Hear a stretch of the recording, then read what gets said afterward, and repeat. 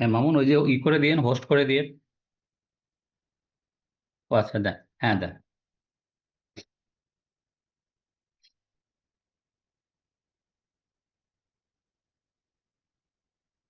আচ্ছা, আপনারা তো শুনতে পাচ্ছেন, তাই না?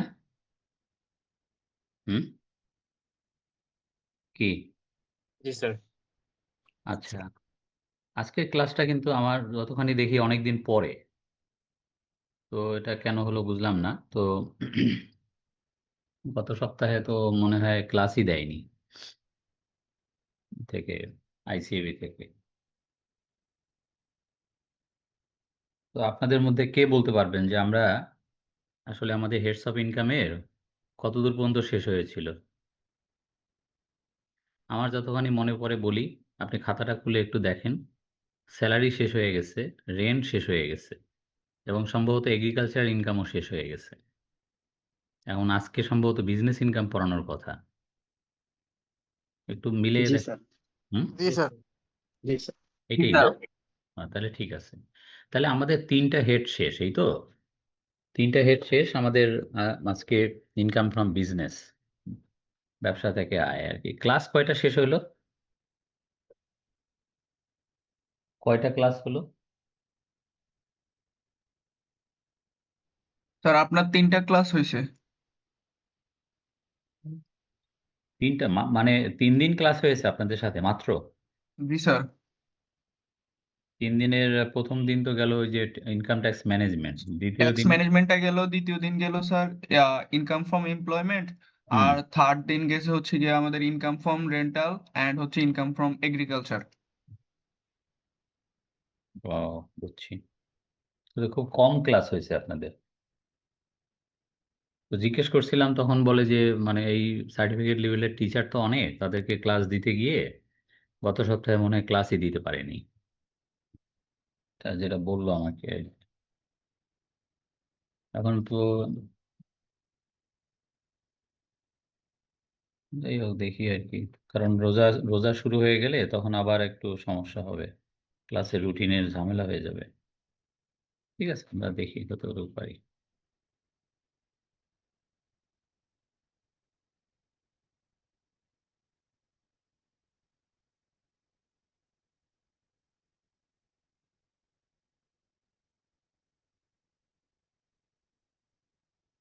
কোনো হ্যান্ড আউট দিতে তো বাকি নেই, তাই না?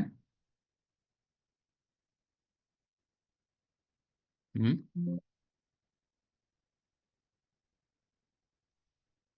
যেদিন যা পড়ানো হয় সেদিনের হ্যান্ড আউট তো আমরা দিয়ে দিই।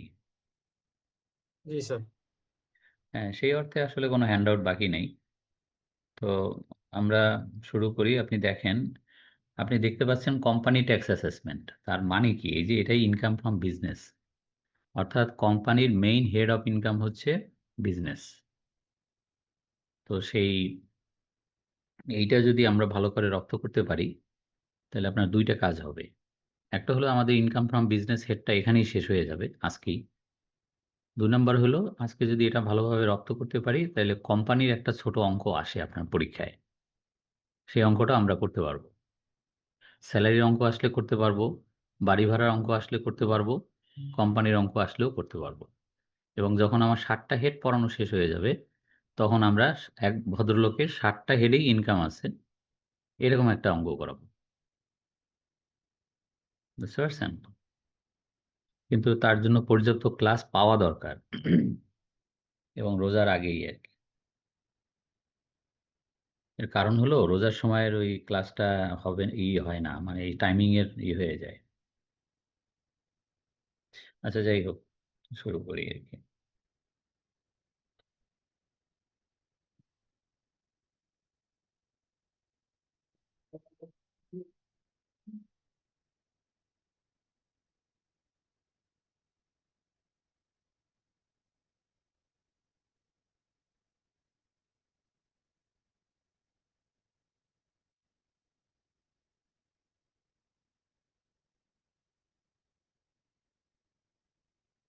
আচ্ছা, দেখেন, কোম্পানিকে আমরা কতভাবে ক্লাসিফাই করতে পারি, বিশেষ করে ইনকাম ট্যাক্সের ট্যাক্স রেটের দিক থেকে। আমরা যদি ট্যাক্স রেট হিসাব করি তাহলে কিন্তু এইভাবে কোম্পানিগুলোকে আমরা ভাগ করতে পারি। কিরকম? সেটা হলো আপনি দেখেন ব্যাংক, বীমা, আর্থিক প্রতিষ্ঠান প্রথমটা, এবং এদের ট্যাক্স রেট হচ্ছে আইদার মানে 37.5% অথবা 40%। মানে 37.5% কাদের জন্য? যে সমস্ত ব্যাংক, বীমা, আর্থিক প্রতিষ্ঠান তারা আপনার বাংলাদেশের যে শেয়ার বাজার দুইটা, সেখানে যে কোনো একটাতে লিস্টেড, মানে শেয়ার বাজারের মাধ্যমে যাদের শেয়ার বেচা কিনা হয়, সেই সমস্ত ব্যাংক, বীমা এবং অন্যান্য ফিনান্সিয়াল ইনস্টিটিউশন, তাদের ট্যাক্স রেট হচ্ছে 37.5। আর যেগুলো আমাদের শেয়ার বাজারে লিস্টেড না এবং যেগুলো বিদেশি ব্যাংক, যেমন আপনার স্ট্যান্ডার্ড চার্টার্ড ব্যাংক, এইচএসবিসি, তারপরে আপনার মেট লাইফ, মানে এদের ট্যাক্স রেট হচ্ছে 40। এবং এই রেট কিন্তু ডাইরেক্ট। আপনার যদি 100 টাকা ইনকাম হয়, 40 টাকা ট্যাক্স। বিষয়টা এরকম, কোনো স্ল্যাব নাই। এই তো তারপরে আসেন মার্চেন্ট ব্যাংক। মার্চেন্ট ব্যাংকের ট্যাক্স রেট হচ্ছে 37.5। এটা মানে লিস্টেড হোক, নন লিস্টেড হোক, ওটা কোনো ভেদাভেদ নাই। বলতে পারেন যে মার্চেন্ট ব্যাংক কি? মার্চেন্ট ব্যাংক হচ্ছে ওই ব্যাংক বা ওই ব্যাংকের মানে কি বলে যে সিস্টার কনসার্ন, যারা শুধু শেয়ার কারবারিদেরকে লোন দিয়ে থাকে এবং ওই লিস্টিং এর কাজ করে থাকে। এই এদেরকে বলা হয় মার্চেন্ট ব্যাংক। তো এটা গেল। 3 নম্বরে হলো publicly traded company. Publicly traded company, এদের ট্যাক্স রেট হচ্ছে আপনার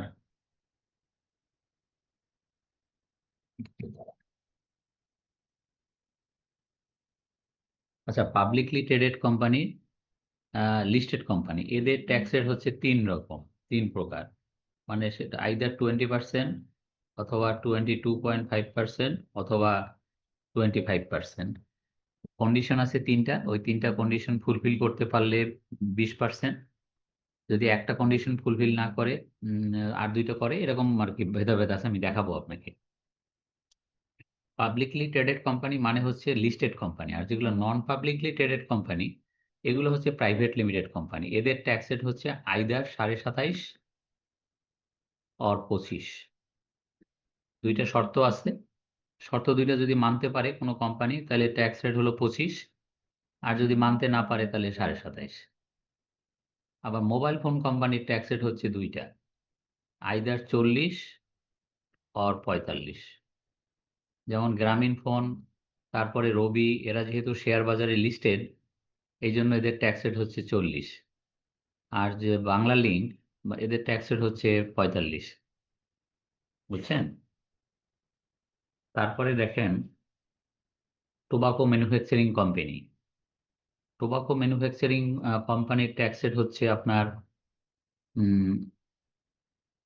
আপনি জানেন মনে হয় 45 প্লাস 2.5% হচ্ছে সারচার্জ। সেই অর্থে হাইয়েস্ট ট্যাক্স রেট 47.5%। 45% হচ্ছে ট্যাক্স রেট, আবার একই ইনকামের উপরে 2.5% হচ্ছে সারচার্জ। তো সমান সমান এক কথায় বললে 47.5%। যেমন ব্রিটিশ আমেরিকান টোবাকো, আকিস বিড়ি, তারপরে ওই যে হাকিমপুরি জর্দা। আর ওয়ান ম্যান কোম্পানির ট্যাক্স রেট হচ্ছে either 20 or 22.5। One man company বা 1 পার্সন কোম্পানি, এটা কোম্পানি আইনে নতুন আসছে যে এক মালিকই কোম্পানি, মানে একজনই শেয়ার হোল্ডার, ডাইরেক্টর একজনই, মালিক একজন। মানে আমরা সবসময় পড়াশোনা করে আসছি যে একটা কোম্পানি গঠন হলে তার মিনিমাম 2জন শেয়ার হোল্ডার লাগবে। কিন্তু এই প্রথম এই 2-3 বছর হয় কোম্পানি আইনে একটা পরিবর্তন আসছে, যে না, একজন মালিকেও কোম্পানি হবে। তো যাই হোক, তো এক মালিকই কোম্পানি অনেক সময় কোম্পানি, এটা যেহেতু কোম্পানি, তার কোম্পানির সমস্ত নিয়ম কানুন ফলো করতে হবে। কোম্পানি হিসেবে মানে আরজিসিতে গঠিত হতে হবে, নানান রকমের কমপ্লায়েন্স যা আছে, ট্যাক্স, ভ্যাট, ইত্যাদি সবকিছু কমপ্লায়েন্স করতে হবে, কিন্তু মালিক একজন, মানে একাধিক শেয়ার হোল্ডার না, একজন শেয়ার হোল্ডার। তবে এই যে আপনার বিভিন্ন ধরনের ট্যাক্স রেট, এটা কিছু কন্ডিশন আছে, কন্ডিশনগুলো পরের স্লাইডে, ওটা আমি দেখাচ্ছি আপনাদেরকে। আপনি যদি আমাকে কোশ্চেন করেন যে স্যার আপনার কখন 20 হবে, কখন 22.5 হবে, কখন 25 হবে, আমি বুঝবো কিভাবে? বুঝবেন, এই পরের স্লাইডে আছে। তো এই স্লাইডে কারো কোনো কোশ্চেন যদি না থাকে, পরের স্লাইডে চলে যাব।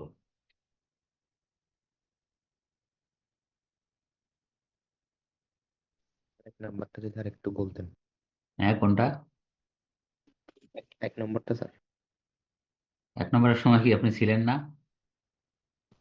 স্যার একটু নেট ডিস্টার্ব করতেছে যে ওই কারণে স্যার 1 শুনতে নম্বর পারিনি। হচ্ছে ব্যাংক, বীমা, আর্থিক প্রতিষ্ঠান, এদের ট্যাক্স রেট হচ্ছে আইদার 37.5 অথবা 40।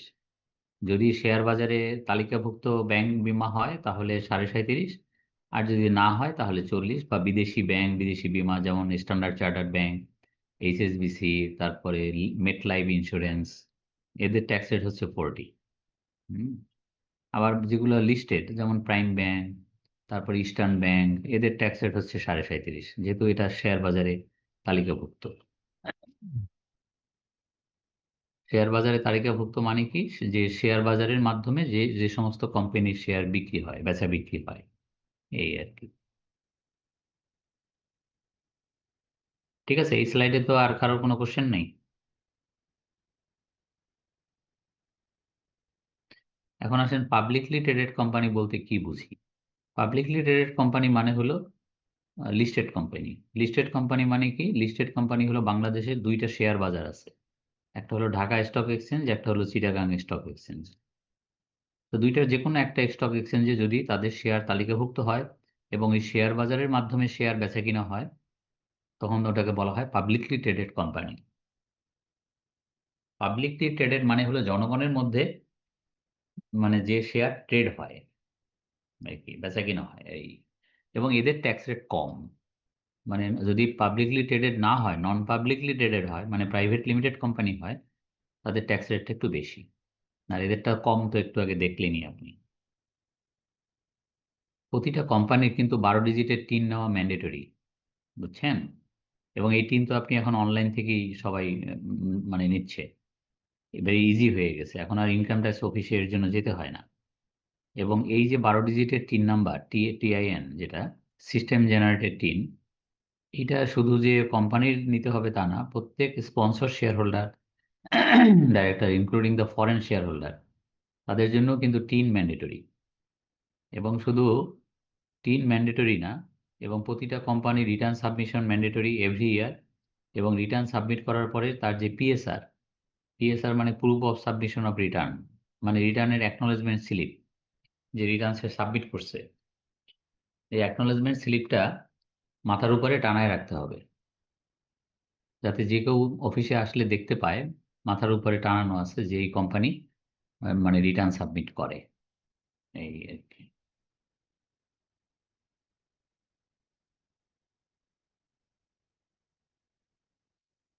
এখন প্রতিটা কোম্পানির কিন্তু return submission mandatory every year.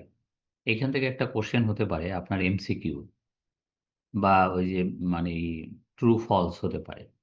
একটা হতে পারে যে একটা কোম্পানি গঠনের পরপরই তার যদি ব্যবসা শুরু না করে, তাও কি তাকে আয়কর রিটার্ন দাখিল করতে হবে? ডান পাশে লেখা ইয়েস, আর লেখা নো। আপনি নোতে টিক চিহ্ন দিবেন না ইয়েসে টিক চিহ্ন দিবেন? বুঝছেন? ইয়েসে। হ্যাঁ, ইয়েসে টিক চিহ্ন হবে। মানে কোশ্চেনটা, মানে আমরা যখন যা পড়াই এখান থেকে কি কি কোশ্চেন হতে পারে, সেগুলোও কিন্তু আপনারা একটু নোট করতে পারেন। কারণ আপনার তো মানে পরীক্ষা হবে এমসিকিউতে, আর সাথে হয়তো 2টা অঙ্ক থাকবে, বুঝছেন? প্রত্যেকটা কোম্পানি তার রেজিস্ট্রার অফ জয়েন্ট স্টক কোম্পানিতে তার ইনকর্পোরেশন হওয়ার পর থেকে তার every year return submission mandatory. সে ব্যবসা এখনো শুরু করে নাই, তাতে কিছু যায় আসে না, বুঝছেন? Return submission compulsory. এখন সেই রিটার্নে যদি তার কোনো ব্যবসা না থাকে, তার কোনো আয় না থাকে, তাহলে আয় না থাকতে তো আয়কর হবে না, কিন্তু রিটার্ন সাবমিট করতে হবে। বিষয়টা এরকম আর কি। তো এই স্লাইডে কারো কোনো কোশ্চেন? স্যার তখন কি জিরো রিটার্ন সাবমিট করবে? হ্যাঁ, জিরো রিটার্ন সাবমিট হবে সেক্ষেত্রে। কোনো ইনকাম না থাকলে। স্যার সেকেন্ড পয়েন্টে যেটা বলছে এটা হচ্ছে ওই যে ব্যক্তিগত যে আমরা ইনকাম ট্যাক্স রিটার্ন করি ওটার 3 নাম্বারটা না স্যার? হুম ঠিক আছে।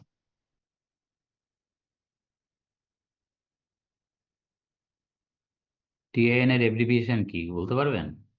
Tax identification number. না, ট্যাক্স পেয়ার। ও হ্যাঁ। ট্যাক্স পেয়ার মানে হলো করদাতা। Tax payer identification number.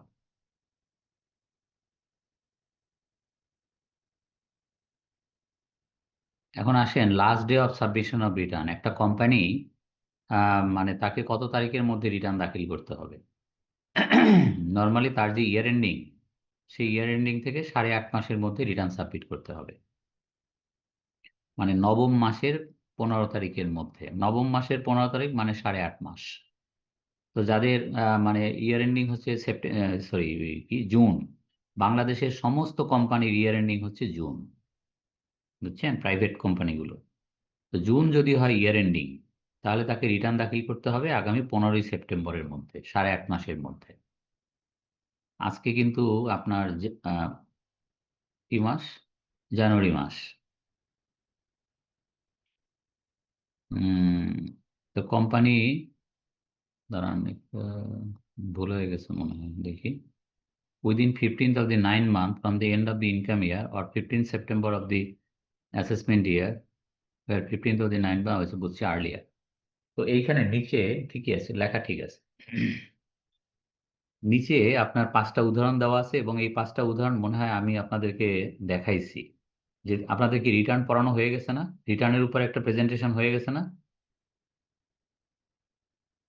না স্যার, এটা আপনি ইনকাম আর অ্যাসেসমেন্ট ইয়ার পড়ানোর সময় দেখাইছিলেন, ও রিটার্নের সময় না। রাইট, রিটার্নটা পড়ানো হয়নি, তাই বুঝছি। আপনাদের তো অনেকগুলো ক্লাস দরকার, এখন বুঝতেছি না তারা যেভাবে ক্লাস দিতেছে, সপ্তাহে একটা এবং কোনো সপ্তাহে দেয় না, এতে করে তো আমরা আগাইতে পারবো না। এটা একটু আমাকে মনে করাই দিয়েন যে রিটার্নটা পড়ানো হয় নাই, বুঝছেন, ওটা ভেরি ইম্পর্টেন্ট। আমাকে একটু মনে করাই দিয়েন, আমাদের হেডস অফ ইনকাম যখন শেষ হবে তখন আমরা রিটার্নটা পড়াবো, কারণ রিটার্ন থেকে অনেক কোশ্চেন আসে পরীক্ষায়, এমসিকিউ। আচ্ছা, নিচের এইটা দেখেন একটু। সেটা হলো যদি কারোর ইনকাম ইয়ার শেষ হয় 30শে জুন 2025, ইনকাম ইয়ার মানে অ্যাকাউন্টিং ইয়ার। যদি কারোর 30শে জুন 2025-এ তার বছর শেষ হয়, তার দ্যাট মিনস তার ইনকাম ইয়ার হচ্ছে 24-25। 24-25 যদি ইনকাম ইয়ার হয়, তার করসপন্ডিং অ্যাসেসমেন্ট ইয়ার হচ্ছে 2025-26, তাই না? তো ওই যে আপনার বলছিলাম কিনা যে তোমার হলো সারা আমার হলো শুরু, রবীন্দ্রনাথের গানের মতো, বলছিলাম কিনা মনে পড়ে? জি স্যার। হ্যাঁ, ইনকাম ইয়ার এবং অ্যাসেসমেন্ট ইয়ার মনে রাখবেন কিভাবে? যে তোমার হলো সারা আমার হলো শুরু, একজনের আয় করা সারা আর একজনের ধরার শুরু। তো বিষয়টা এরকম আর কি। তো প্রথমটা উদাহরণটাই ভেরি কমন, এটাই আমাদের বেশি কাজে লাগে প্রথমটা। তো যদি তাই হয়, অ্যাসেসমেন্ট ইয়ার যদি 25-26 হয়, যেটা এখন চলছে, তাহলে তাকে কবে নাগাদ রিটার্ন দাখিল করতে হবে, কত তারিখের মধ্যে? অ্যান্সার 15ই মার্চ 2026। তার মানে 8.5 মাস।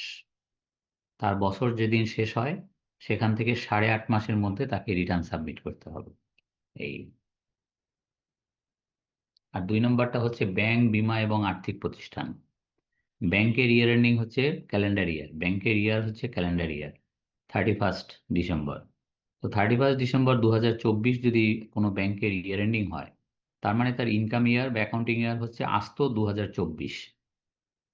তাহলে তার করসপন্ডিং অ্যাসেসমেন্ট ইয়ার হচ্ছে 25-26 এবং তাকে রিটার্ন দিতে হবে 15ই সেপ্টেম্বর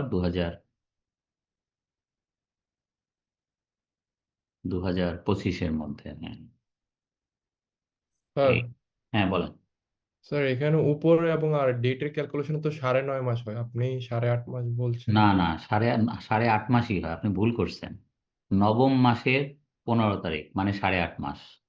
আমি ভুল করিনি, আপনি ভুল করছেন। আপনি কি বোঝেন আমার কথা? নবম মাসের 15 তারিখ। ও তো yes yes yes sir, just 9 দেখলে এই জিনিসটা, না হ্যাঁ ঠিক না আছে। না, ওই যে মানুষের জন্মের বয়সের মতো কনফিউজিং বিষয়টা। হ্যাঁ কনফিউজিং। নবম মাসের, আর আপনি যদি ক্যালেন্ডারটা আপনার সামনে থাকে, আপনি দেখেন নবম মাস হচ্ছে মানে সেপ্টেম্বর। জি স্যার, আপনি জি স্যার। জানুয়ারি ফেব্রুয়ারি সেপ্টেম্বর, সেপ্টেম্বর মাসের 15 তারিখ। তার মানে কি? তার মানে আপনি 8.5 মাস সময় পাচ্ছেন, হ্যাঁ হ্যাঁ, জি স্যার। বুঝছেন? এই স্লাইডে কোনো কোশ্চেন?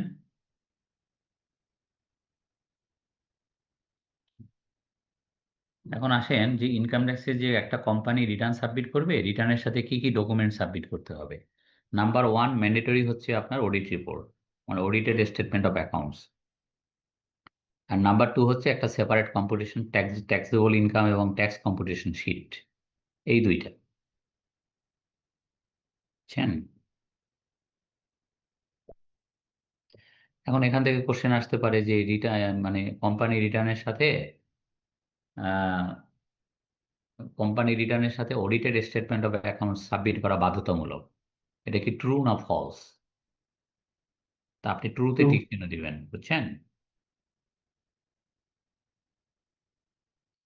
প্রত্যেকটা কোম্পানির কিন্তু অ্যাকাউন্টস মেনটেন করা ম্যান্ডেটরি, এবং শুধু অ্যাকাউন্টস মেনটেন করলেই হবে না, সেই accounts must be audited. Accounts to be maintained as per IFRS and IAS and must be audited as per ISA, মানে International Standard of Auditing, and must be certified by the Chartered Accountant. Clear? Sir, হ্যাঁ, আগের স্লাইডটাতে second পয়েন্টটা একটু আবার বলবেন, মানে বুঝাই বলবেন? এইটা? জি স্যার, সেকেন্ড পয়েন্টটা। ও, প্রথম পয়েন্টটা হচ্ছে যে প্রত্যেকটা কোম্পানি যখন রিটার্ন সাবমিট করবে ইনকাম ট্যাক্স অফিসে, তখন সাথে অডিট রিপোর্টটা দিতেই হবে, 1 নাম্বার। আর 2 নম্বরে হচ্ছে একটা সেপারেট ট্যাক্স কম্পুটেশন শিট দিতে হবে, যে ট্যাক্সেবল ইনকাম এবং ট্যাক্স কিভাবে কম্পিউট হলো, মানে সে যত টাকা এই কোম্পানি ট্যাক্স দিল সে ট্যাক্সটা কিভাবে হিসাব করলো, সেই হিসাবটা আলাদা একটা শিট সাদা কাগজে এটা দেখায় দিতে হবে আর কি, এইটা। এটা আবার ডিফার করতেছে বলতেছে না, মানে অডিট রিপোর্ট এবং না, আমরা। অডিট রিপোর্টের যে মানে ইনকাম, অডিট রিপোর্টের যে অ্যাকাউন্টিং প্রফিট আর জি ট্যাক্স স্যার। প্রফিট যদি ডিফার করে তাহলে এটা আপনার শিটটা দিতে হবে, আর যদি ডিফার না করে তাহলে দিতে হবে না। আচ্ছা তবে আচ্ছা। ডিফার করে 99.99%ই অ্যাকাউন্টিং প্রফিট এবং ট্যাক্স প্রফিট কখনোই এক হয় না, বুঝছেন? জি স্যার। এই জন্য বলা হয় একটা কথা যে অ্যাকাউন্টিং যেখানে শেষ, অডিটিং সেখানে শুরু, অডিটিং যেখানে শেষ, ট্যাক্সেশন সেখানে শুরু, বুঝছেন? যার কাম সে করে। একজন অ্যাকাউন্টেন্ট, সে অ্যাকাউন্টস মেনটেন করে, এরপরে অডিটে আইসা তুলকালাম কাণ্ড করে, এরপর ইনকাম ট্যাক্সে গেলে তো এটা স্যারাবেরা করে ফেলে। তো সুতরাং ইনকাম ট্যাক্স ডিপার্টমেন্টে যদি আপনি এরকম কথা বলেন যে আমার এই কোম্পানিটা একটা বড় সিএ ফার্ম, খুব ভালো করে অডিট করে দিছে, আপনি তো মানতে বাধ্য। সে মানতে বাধ্য না, সে তার আইন অনুযায়ী চলবে। ইনকাম ট্যাক্সের আইন অনুযায়ী চলবে, অডিটিং অনুযায়ী চলবে। সুতরাং আপনি দেখবেন একটু পরে যে কি কারণে অ্যাকাউন্টিং প্রফিট এবং ট্যাক্স প্রফিট এক হয় না, একটু পরে দেখবেন। স্যার, অডিটেড স্টেটমেন্ট যদি ম্যান্ডেটরি হয় স্যার, তাহলে আমি দেখলাম যে ফার্স্ট সিকিউরিটি ব্যাংকের 2023-এর পর আর অডিট হয়নি, বা ওরা অডিটেড ডকুমেন্টস নেই ওনাদের। তো সেক্ষেত্রে ফার্স্ট সিকিউরিটি ব্যাংকটা ওনাদের রিটার্নটা কিভাবে সাবমিট করলো? ওইটা একটা দুর্বল ব্যাংক, ওইটা নিয়ে গ্যাঞ্জাম, ওটা বাংলাদেশ ব্যাংক ডিলিস্টিং করছে, 5টা ব্যাংক মার্জার করছে, ওইটা নিয়ে কথা বলে লাভ নেই কোনো। ওইটা মানে একটা আলাদা বুঝতে পারছেন? জি স্যার, বাট অডিটেড স্টেটমেন্ট ছাড়া তো ওনারা রিটার্নটা সাবমিট করতে পারবেন না। নেভার পারবেই না। ওকে। এখন ওই সমস্ত ব্যাংক অডিটই করে না ভয়ে, মানে অডিট করে যে কোন ঝামেলায় পড়ে শেষ, এখন তো অডিটরকে ধরতেছে যে আপনি কি অডিট করে দিচ্ছেন, এই ব্যাংকটা ডুবলো কিভাবে। এটা সব লোকজন টাকা পয়সা খাইয়া, সব লোন টোন নিয়ে ফেরত না দিয়ে সব খাইয়া ফেলো, তাহলে আপনারা অডিট করে সেটা যদি বলতেন তাহলে তো মানুষ একটু সচেতন হইতো, মানুষ তো টাকা পয়সা রাখতো না। তো অডিটররাও ভয়ে আছে।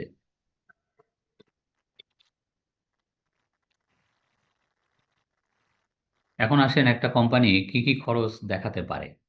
এটা ভেরি কম, মানে সিম্পল, যে একটা কোম্পানি তার খরচের খাতায় মানে রেলিভেন্ট বিজনেস এক্সপেন্ডিচার যা যা আছে, রেকারিং বিজনেস এক্সপেন্ডিচার, যদি সেটা বিজনেসের সাথে রিলেটেড এক্সপেন্ডিচার হয় এবং রেভিনিউ নেচার হয়, definitely it is allowable expenditure. বুঝতে পারছেন? যেমন একটা কোম্পানি বেতন, বাড়ি ভাড়া, অফিস ভাড়া, তারপরে স্টেশনারি, হ্যাং ত্যাং, এগুলো তো থাকেই। তো এগুলো সবই অ্যালাউবল এক্সপেন্ডিচার, বুঝতে পারছেন? তবে ইনকাম ট্যাক্সে আপনি একটু পরেই আমাকে দেখবেন যে সব খরচ ইনকাম ট্যাক্স ডিপার্টমেন্ট মানে না, সিলিং দেয়া আছে যে এই পর্যন্ত মানবে। এটা একটু পরেই দেখবেন, এই যে এখনই দেখবেন।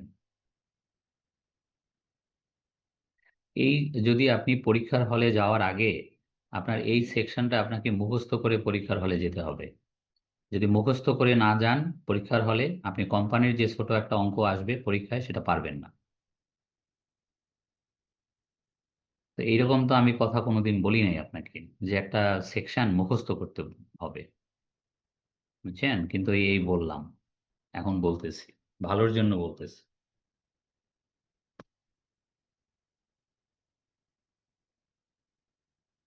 আচ্ছা, শুরু করি। সেকশনটা অনেক বড়, বুঝছেন? তো একটা একটা করে শুরু করি, আপনি একটা একটা করে রপ্ত করতে থাকেন এবং মুখস্থ করতে থাকেন। কারণ মানে যদি আজকে আমরা একটা অঙ্ক করাতে পারি, আজকে বা কালকে জানি না এটা কতক্ষণ লাগে, তখন কিন্তু আপনাকে অঙ্কটা করতে হবে এখন যেটা পড়াচ্ছি এখান থেকে, অঙ্কটা আসবে এখান থেকে।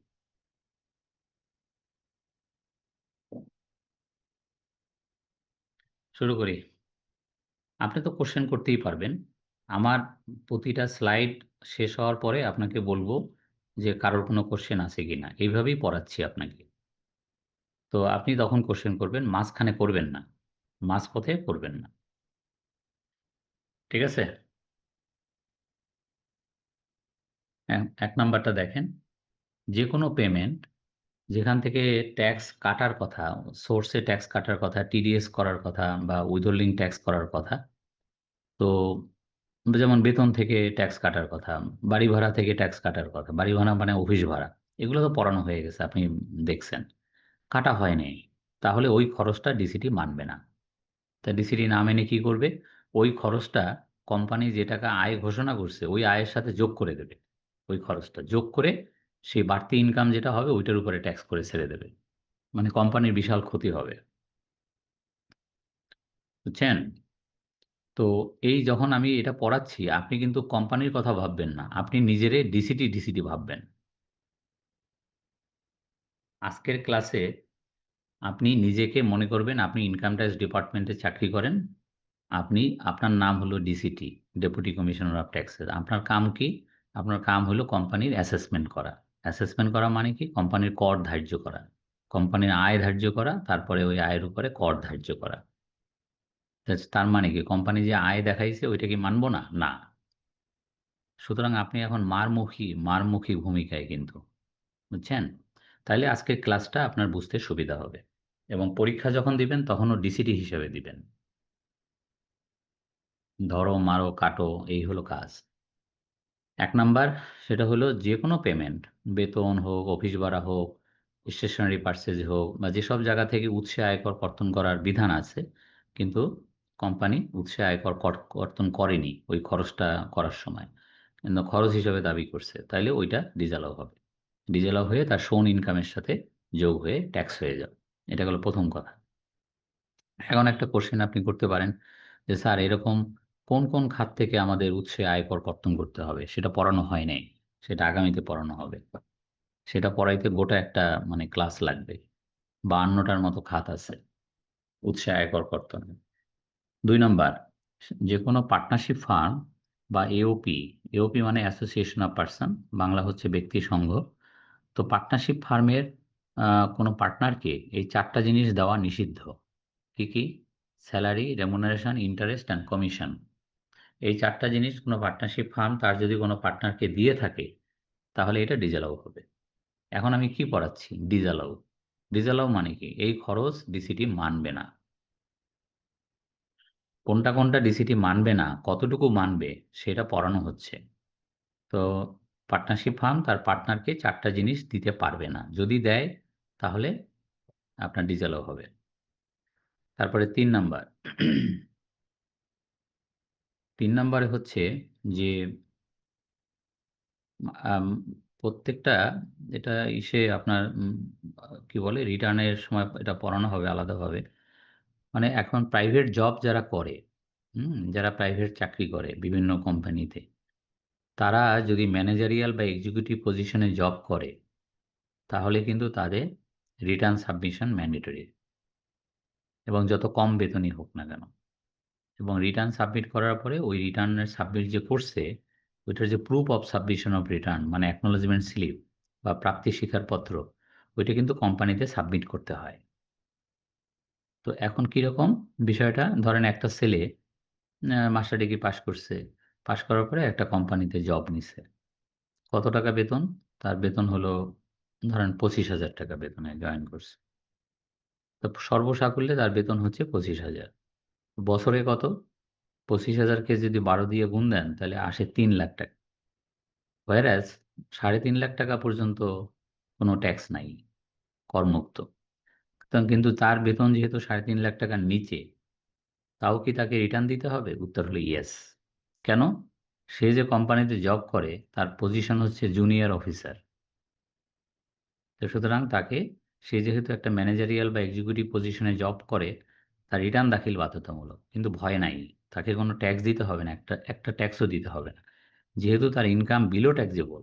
সুতরাং তাকে কোনো ট্যাক্স দিতে হবে না, কিন্তু রিটার্নটা ফিল আপ করে জমা দিতে হবে। এবং শুধু জমা দিতে হবে না, জমা দিয়ে মালিকের কাছে কোম্পানির যেখানে হয় সে দিতে বলে, সেইখানে পিএসআরটা জমা দিয়ে আসতে হবে যে হ্যাঁ ইয়েস আমি রিটার্ন দিছি। তাইলে কোম্পানি বাঁচবে। এখন যদি কোনো কোম্পানি এরকম কোনো এমপ্লয়ি আছে তার ম্যানেজারিয়াল বা এক্সিকিউটিভ পজিশনে, যে তারা রিটার্ন দেয় নাই, কিন্তু রিটার্ন না দেওয়া সত্ত্বেও তাদেরকে সমানে বেতন দিয়ে যাচ্ছে প্রতি মাসে, তো যদি এই ঘটনা ধরা পড়ে ডিসিটির কাছে, তাহলে পিএসআর জমা দেওয়া মানে পিএসআর মানে হলো রিটার্ন সাবমিট করে নেয় তারা।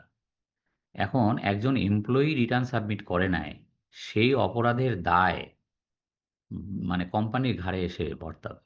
কিভাবে?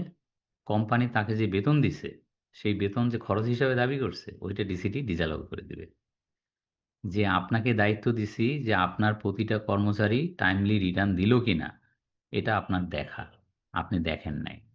আপনার অর্ধেক কর্মচারী দিছে, অর্ধেক দেয় নাই। তো যাদেরকে দেয় নাই তাদের তো বেতন দিছেন কেন? তাদের বেতন বন্ধ করে দিতেন। তো বেতন বন্ধ করে নেই, বেতন দিয়ে গেছে, এখন সেই বেতনটা ডিসঅ্যালাউ হবে, খরচটা ডিসঅ্যালাউ হবে, এবং ডিসঅ্যালাউ হয়ে ওইটার উপরে ট্যাক্স হবে। এখন আরেকটা কোশ্চেন আপনি হয়তো মনে মনে ভাবতেছেন যে এই যে ম্যানেজারিয়াল এবং এক্সিকিউটিভ পজিশন মানে কি? মানে কারা চাকরি করলে তাকে বেতন মানে রিটার্ন দিতে হবে, কারা দিতে হবে না? আমি যতটুকু বুঝি দারোয়ান, পিয়ন, নাইট গার্ড, হুম, এদের কোনো এক্সিকিউটিভ পাওয়ার নাই, এবং এদেরকে রিটার্ন দাখিল করতে হবে না। কিন্তু junior officer, junior executive, hang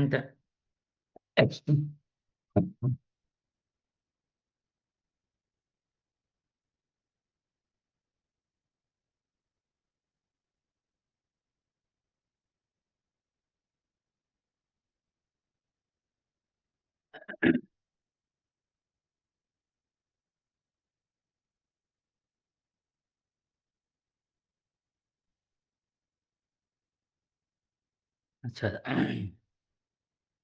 হুম, এরপরে দেখেন any expenditure which is capital or personal in nature, মানে যে কোনো খরচ যদি সেটা মূলধন জাতীয় খরচ হয় অথবা ব্যক্তিগত খরচ হয়, এবং যদি সে পিএলএ এটা দাবি করে থাকে, প্রফিট অ্যান্ড লস অ্যাকাউন্টে যদি দাবি করে থাকে, তাহলে ওই খরচটা ডিসঅ্যালাউ হবে। তবে সাধারণত কেউ করে না। মূলধন জাতীয় খরচ যেটা ক্যাপিটাল এক্সপেন্ডিচার, এটা তো ব্যালেন্স শিটে যাবে, এটা তো পিএলএ আসবে না। আর পার্সোনাল এক্সপেন্ডিচার তো আসার কথাই না, যদি আসে ডিসঅ্যালাউ হবে।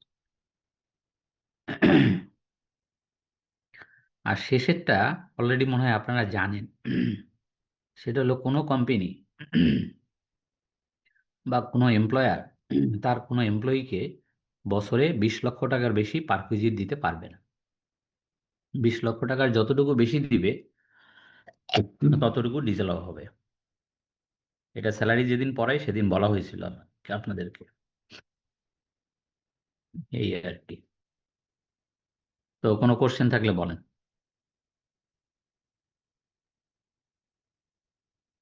স্যার এখানে 3 নম্বরে যেটা বললেন ওইখানে দারোয়ান পিয়ন বাদে সবার হচ্ছে ট্যাক্স রিটার্ন সাবমিট করতে হবে। ইয়েস, দেখা গেলো যে অ্যাকাউন্ট আছে তারা কি হচ্ছে ট্যাক্স রিটার্ন সাবমিট করতে হবে, ট্যাক্স রিটার্ন সাবমিট বাধ্যতামূলক তাদের, কিন্তু ট্যাক্স দেওয়া বাধ্যতামূলক না। আমি একটা উদাহরণ সহকারে মানে পড়াইছি। রিটার্নটা অবশ্যই সাবমিট করতে হবে। জি, হ্যাঁ, হ্যাঁ, হ্যাঁ, হ্যাঁ। শুধুমাত্র দারোয়ান এবং পিয়ন বাদে আর বাকি যত অফিসিয়াল স্টাফ আছে প্রত্যেকের এটা সাবমিট করে পেপারসটা জমা দিতে হবে কোম্পানি। Right, right. এবং শোনেন, এখানে বলছে যে কোম্পানি লেভেলে হলো ম্যানেজারিয়াল এবং এক্সিকিউটিভ পজিশন, মানে তার মানে জুনিয়র অফিসার, তারপরে মানে মিড মিড লেভেল অফিসার ইত্যাদি। আর ফ্যাক্টরি লেভেলে সুপারভাইজারকেও রিটার্ন দিতে হবে, ওয়ার্কারদের দিতে হবে না। বলছে কোম্পানি লেভেলে হলো যারা ম্যানেজারিয়াল এবং এক্সিকিউটিভ পজিশনে জব করে, এবং ফ্যাক্টরি লেভেলে যারা সুপারভাইজার পজিশনে জব করে তাদেরকে রিটার্ন দাখিল বাধ্যতামূলক। তার মানে ফ্যাক্টরি লেভেলে যারা দারোয়ান, পিয়ন, নাইট গার্ড, তারপরে ওয়ার্কার, এদের রিটার্ন দাখিল বাধ্যতামূলক না। আমি বুঝাতে পারছি? Yes sir. এবং এটা এনশিওর করার দায়িত্ব হচ্ছে কোম্পানির। কোম্পানির মালিক এটা এনশিওর করবে তার মানে এমপ্লয়িরা সবাই রিটার্ন দিল কিনা। যদি রিটার্ন না দেয়, তা সত্ত্বেও যদি তাদেরকে বেতন দেওয়া হয়, তাহলে ওই বেতনটা ডিজেলভ হবে। দেখেন কার দোষ কার মানে ঘাড়ে গিয়ে চাপে। একটা এমপ্লয়ি রিটার্ন দেয়নি, সেই রিটার্ন না দেওয়ার যে একটা অপরাধ, এই অপরাধের শাস্তি পেতে যাচ্ছে কোম্পানি। যে কোম্পানি এটা এনফোর্স করে নাই কেন, কড়াকড়িভাবে এনফোর্স করে নাই কেন, এই আর কি। স্যার প্রথমেরটা কি স্যার আরেকবার এক্সপ্লেন করতে পারবেন? হ্যাঁ, পারবো না কেন। প্রথমটা হচ্ছে যে কয়েকবার বলছি, প্রথমটা যে কোনো পেমেন্ট এবং কীরকম স্যালারি, অফিস রেন্ট, এই কি স্টেশনারি পার্সেস এটসেট্রা, যেগুলোর উপরে টিডিএস করার কথা। তো এরকম টিডিএস করার কথা কতগুলো, 52টা। সে 52টা আপনাদেরকে পড়ানো হবে আগামী ক্লাসে, যে কোন কোন খাত থেকে কোম্পানিকে উৎসে আয়কর কর্তন করতে হবে। কর্তন করার কথা আইনে বলা আছে কিন্তু করা হয়নি। এই অপরাধে ওই পুরো খরচটাই রিজার্ভ হবে। জি স্যার, এখন বুঝতে পারছি।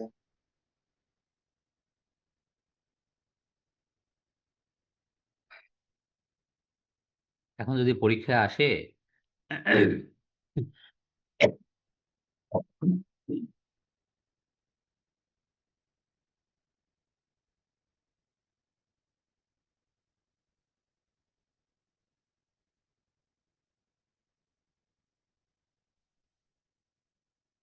একটু দেখেন, পানি খেয়ে আসি।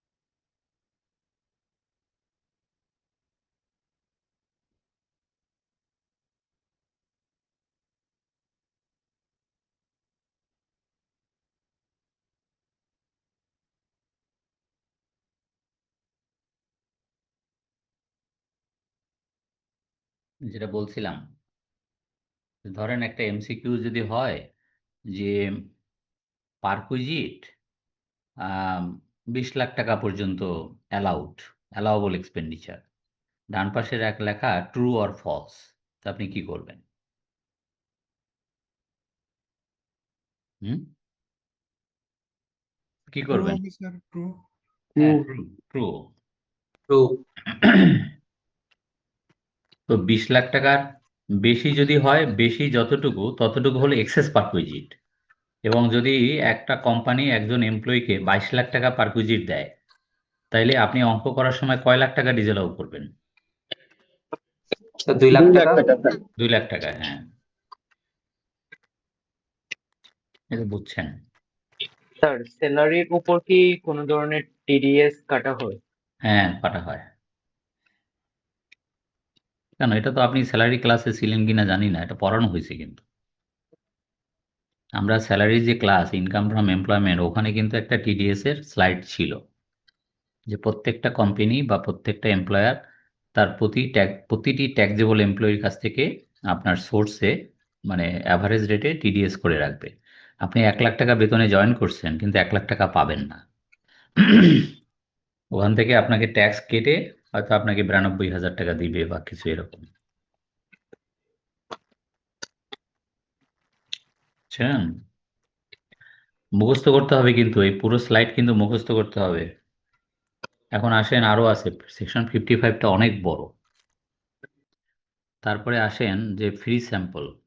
আপনারা জানেন, যদি ডাক্তার দেখাতে যান, ডাক্তারের চেম্বারে দেখবেন যে অনেক কোম্পানি রিপ্রেজেন্টেটিভ ফার্মাসিউটিক্যাল কোম্পানি ঘুরঘুর করে ব্রিফকেস হাতে। তো তার মানে কি, প্রতিটা কোম্পানি ডাক্তারদের পিছনে ফ্রি স্যাম্পল ডিস্ট্রিবিউশন করে। তার মানে ডাক্তাররা জানে এই ওষুধটা লেখে। এইটা হলো মার্কেটিং এর একটা অংশ। তো নতুবা জানবে কিভাবে যে তারা নতুন নতুন ওষুধ বের করতেছে? এটা ডাক্তাররা জানবে কি করে? তো এই খরচটাও একটা পার্টিকুলার সিলিং পর্যন্ত অ্যালাউড। সেটা কি? প্রথমটাই ধরেন যে ফার্মাসিউটিক্যাল ইন্ডাস্ট্রি তাদের বিক্রয় 5 কোটি টাকা পর্যন্ত যদি হয় কোনো ফার্মাসিউটিক্যাল ইন্ডাস্ট্রি, তাহলে ওই বিক্রির উপরে মানে টার্নওভারের উপরে বা রেভিনিউর উপরে ডাইরেক্ট বা স্ট্রেট 2% পর্যন্ত আপনার এই খরচটা ফ্রি স্যাম্পল এক্সপেন্ডিচারটা অ্যালাউড। যদি এর বেশি দাবি করে, বেশিটুকু ডিজালাও হবে। তেমনি যদি কোনো কোম্পানির 10 কোটি টাকা পর্যন্ত টার্নওভার হয়, তাহলে সে ধরেন একটা কোম্পানি 8 কোটি টাকা টার্নওভার বা রেভিনিউ, তাহলে সে 8 কোটির 1%-এ কত আসে? ওই যা আসে 8 কোটির 1% হয়তো 8 লাখ আসে। 8 লাখ টাকা পর্যন্ত এই খরচটা পাবে। যদি 8 লাখ টাকা মধ্যে দাবি করে তো ফাইন। আর যদি 8 লাখ টাকার বেশি দাবি করে, আপনার পরীক্ষার হলে আপনার কাজ হলো বেশিটুকু ডিজালাও করা। ওই ডিসিটি হিসাবে বেশিটা মানবে না, এই আরকি। আর যদি সীমার মধ্যে থাকে, আপনাকে যেটা দেখাচ্ছি এটা হলো সীমা। তো সীমা লঙ্ঘনকারী যদি হয়, তাহলে যতটুকু লঙ্ঘন করবে ততটুকু ডিজালাও হবে। এই। আর কোনো কোম্পানির যদি ফার্মাসিউটিক্যাল কোম্পানির যদি বিক্রয় 10 কোটি টাকার বেশি হয়, ধরেন একটা কোম্পানির বিক্রয় হচ্ছে 100 কোটি টাকা। তো 100 কোটি টাকা মানে কি? 10 কোটির বেশি। তাহলে 100 কোটি টাকার উপরে ডাইরেক্ট 50 পয়সা পার্সেন্ট, 0.50% পর্যন্ত সে পাবে। এরকম ডান পাশে অন্যান্য কোম্পানিগুলো আছে। এই। এখন এইটা মনে রাখার উপায় কি? আপনাকে মনে রাখার উপায় হলো ৫, ১০, ৫ কোটি টাকা পর্যন্ত একরকম, ১০ কোটি টাকা পর্যন্ত একরকম, আর ১০ কোটির বেশি হলে আরেক রকম।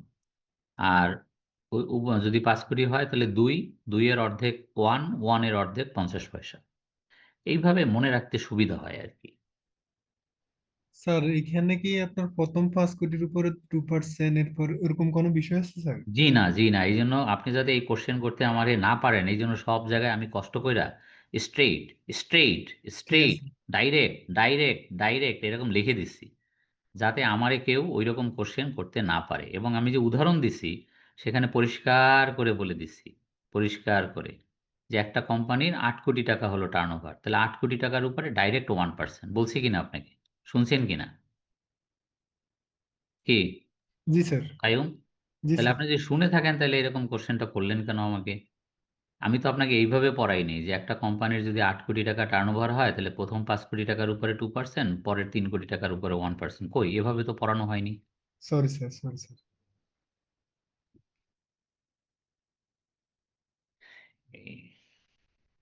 ক্লিয়ার? জি স্যার, ক্লিয়ার স্যার। আরো কোনো কোশ্চেন? ভয় একটাই, যে আপনি পরীক্ষার হলে যাওয়ার আগে এগুলা এত কিভাবে মুখস্থ করে যাবেন। ভয় একটাই, বুঝছেন? এই জন্য যত বেশি অঙ্ক করবেন, আপনাকে স্টাডি ম্যানুয়াল দেওয়া হয়েছে আইসিএবির, তো ওগুলো যত প্র্যাকটিস করবেন তত আপনার আয়ত্ত হবে। তা আজকে পড়ানোর আগে তো আর আপনি প্র্যাকটিস করতে পারবেন না, তাই না? স্যার এইখানে ওই যে প্রোডাক্টের ক্যাটাগরি অনুযায়ী আবার ভিন্নতা আছে, এটা একটা এই সমস্যা। সেই জন্য তো বলি, আপনার কষ্টটাও তো আমি বুঝি। আমার না হয় মুখস্থ, কিন্তু আপনার তো মুখস্থ করতে সময় লাগবে, তাই না? স্যার একটা কোশ্চেন ছিল স্যার। হ্যাঁ, বলেন। স্যার আইসিএপি এর যে ম্যানুয়ালটা দিচ্ছে স্যার, এই বাদে কি অন্য কোনো বই আছে স্যার যেখান থেকে আমরা সিনারিও বেস কোশ্চেন গুলো প্র্যাকটিস করতে পারি স্যার, আপনার জানা মতে? আপনার আপনার এই লেভেলে এত কিছু দরকার নেই। আপনার এই লেভেলে সবচাইতে বেশি কাজে দেবে ক্লাস নাম্বার 1 এবং এই ক্লাসের সাথে আমরা যে হ্যান্ডআউটগুলো আপনাকে দিচ্ছি এগুলো মেইলে পাঠিয়ে দিচ্ছি। আর 2 নম্বরে হলো আইসিএবি স্টাডি ম্যানুয়াল। আর এমনি বেসিক হিসাবে তো আপনার ইনকাম ট্যাক্সের বইটা হাতের কাছে থাকবেই। আর তেমন কিছু এই লেভেলে দরকার হয় না। এই লেভেলটা ইজিলি পাস করে যায় সবাই, ধরা খায় যায় পরের লেভেলে। পরের লেভেলের যে ইনকাম ট্যাক্সের কোশ্চেনটা হয় ওটা একটু ক্রিটিক্যাল কোশ্চেন হয়। আর আপনার লেভেলে, এই লেভেলে যে কোশ্চেনটা হয় সেটা হলো ভেরি ইজি, বুঝছেন? জি স্যার, বুঝতে পারছি।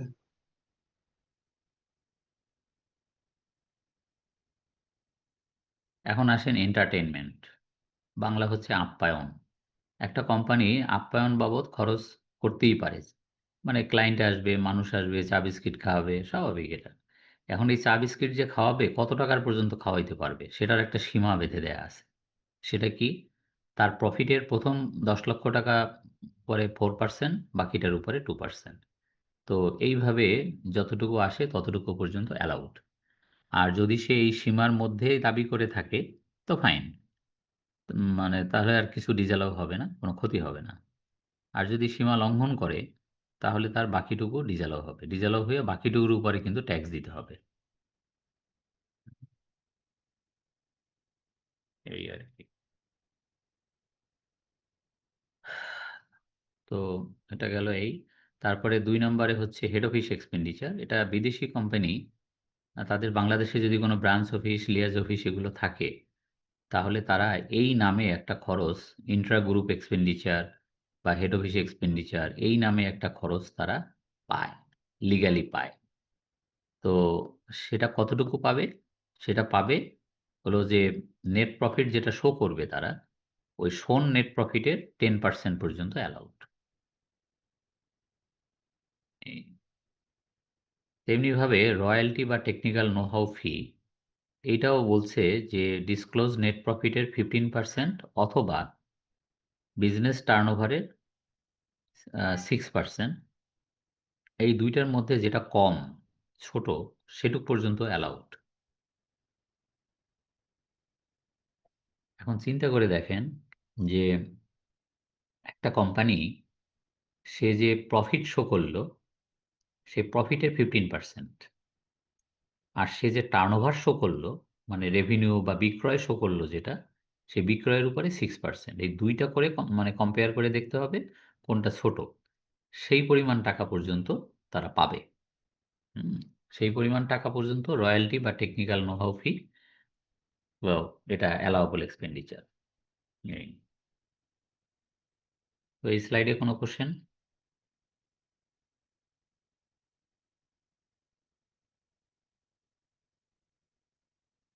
জি না স্যার। তারপরে দেখেন আইনে বলা আছে যে প্রত্যেকটা কোম্পানির যত মানে এমপ্লয়ীদেরকে যে বেতন দেয় সেই বেতন ব্যাংকিং চ্যানেলে যেতে হবে, অর্থাৎ কোম্পানির ব্যাংক অ্যাকাউন্ট থেকে আপনার এমপ্লয়ির ব্যাংক অ্যাকাউন্টে ট্রান্সফার হয়ে যেতে হবে প্রতি মাসের বেতন। তো এই শুধু মানে দুইটা ক্ষেত্রে একটু ব্যতিক্রম আছে। সে ব্যতিক্রম হচ্ছে যে আপনার ডেইলি লেবার পেমেন্টের ক্ষেত্রে এবং চা বাগানের শ্রমিকদের বেতন দেওয়ার ক্ষেত্রে বলছে নগদ টাকায় দিলেও চলবে, কিন্তু আর অন্যদের বেলায় নগদ টাকা হবে না। তো তার মানে কি হবে? তার মানে প্রতিটা বেতন ব্যাংকিং চ্যানেলে যেতে হবে। কোনো কোম্পানি যদি তার কোনো এমপ্লয়িকে নগদে বেতন দেয়, তো যে পরিমাণ নগদে বেতন দিবে পুরোটাই ডিজেল হয়ে যাবে। এটা নিয়েও অনেক মানে কথাকথি হচ্ছে যে একটা কোম্পানি, একটা সিএ ফার্মের কথাই ধরেন, সেখানে তো থাকে, সুইপার থাকে। আপনার সকাল ধরেন 9:30 বা 9টায় বা কারোর 10টায় অফিস শুরু, তো সুইপার হারপিক ঝাড়ু এগুলো নিয়ে ঢোকে সকাল 7টা 7:30টায় ঢুইকা একদম 1 ঘন্টা 1.5 ঘন্টায় ঝকঝক তকতক করে চলে যায়, তারপরে সবাই অফিসে আসে। এবং এই ঝাড়ুদারদের বেতন কত? বেতন হয়তো মাসে 6,000 টাকা বা মাসে 8,000 বা মাসে 12,000, এবং এরা দিন আনে দিন খায়। তো এখন এদের বেতনও যেতে হবে আপনার ব্যাংকিং চ্যানেলে। তার মানে তাদের ব্যাংক অ্যাকাউন্ট থাকতে হবে, অথবা ইভেন বিকাশে পেমেন্ট করলেও চলবে, কারণ বিকাশও হলো মানে এই মোবাইল ব্যাংকিং। তো দ্যাট ইজ অলসো অ্যালাউড, বিকাশ, নগদ ইত্যাদি আর কি। ঠিক আছে, এটা নিয়ে কারো কোনো কোশ্চেন? আচ্ছা, নো স্যার। তারপরে আসেন ইম্পেয়ারমেন্ট লস। ইম্পেয়ারমেন্ট লসটা ডিসঅ্যালাউ হবে। উপরে লেখা কি? মাথার উপরে কি লেখা? Inadmissible expenditure. মানে কি? এই খরচগুলো যদি দাবি করে, তাহলে সেই খরচ ইনকাম ট্যাক্সের ডিসিটি মানবে না, আইনে বলা আছে, এবং আপনিও মানবেন না আপনি যখন অঙ্কটা করবেন। আপনার অঙ্কে তো এরকম দেওয়া হবে যে এই কোম্পানি 10 লাখ টাকা বেতন দিছে এমপ্লয়ীদের, এর ভিতরে একজনের বেতন খুব কম, তার বেতন হলো মাসে 5,000, মানে বছরে 60,000 টাকা। সেই 60,000 টাকা তাকে নগদে দেয়া হয়। আপনার কাজ হইল ওই 60,000 টাকা ডিসঅ্যালাউ করে আয়ের সাথে যোগ করে ট্যাক্স করা। বুঝছেন আমার কথা?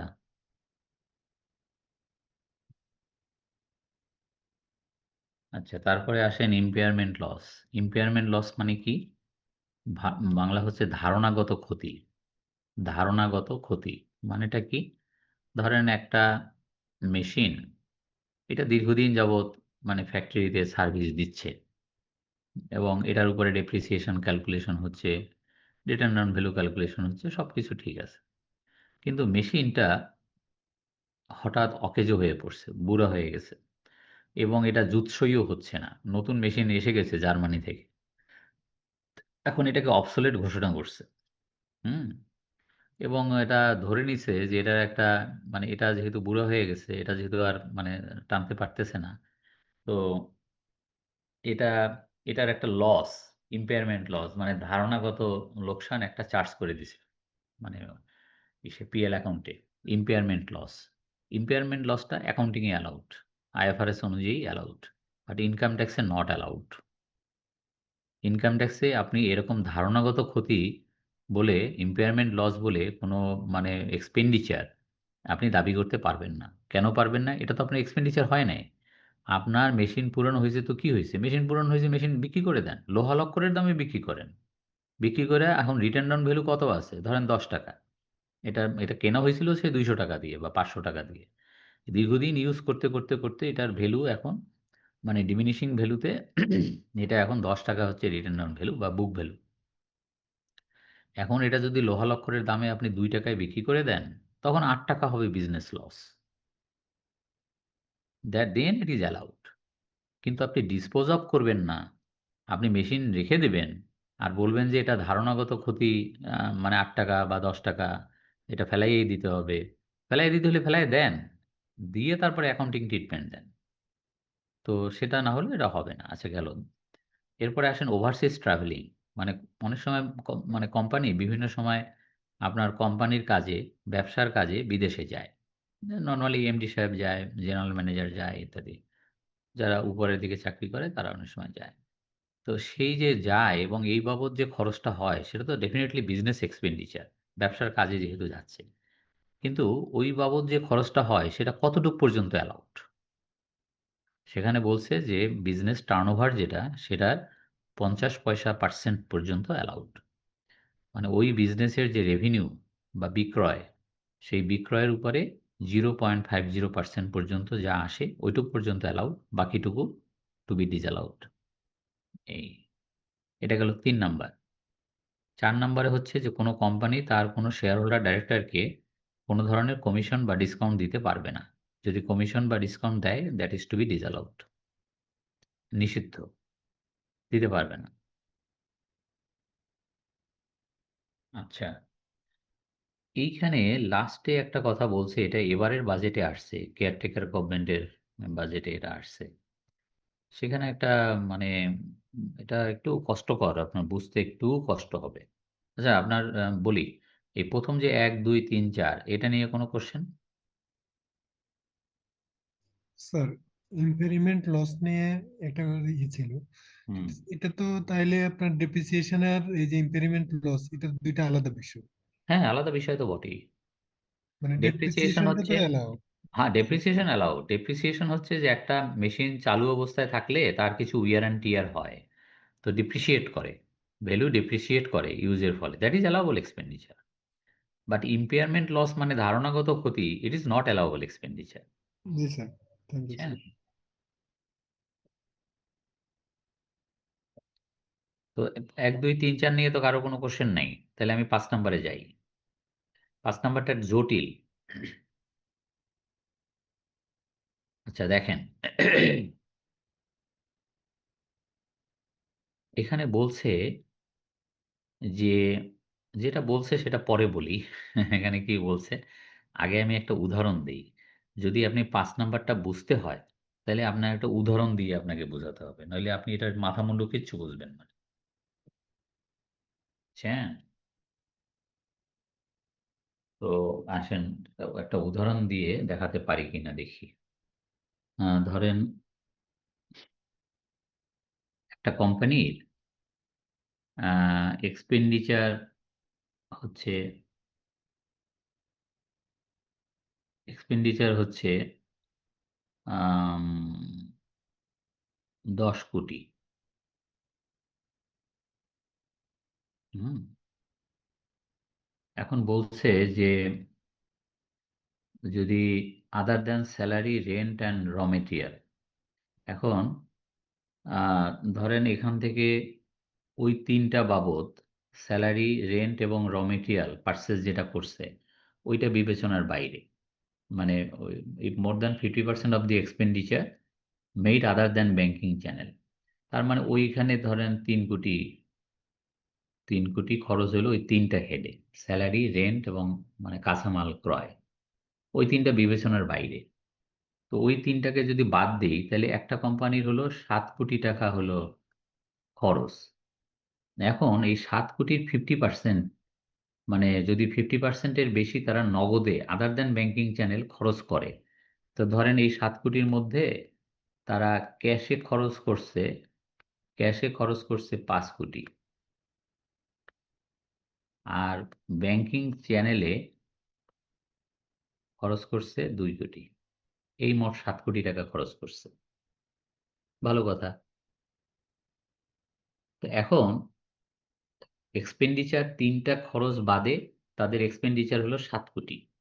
এই 7 কোটির 50% এর বেশি যদি, মানে মোর দ্যান 50% যদি আদার দ্যান ব্যাংকিং চ্যানেলে করে থাকে, তো করছে, হ্যাঁ অলরেডি করছে, মানে 7 কোটির অর্ধেক হয় 3.5 কোটি।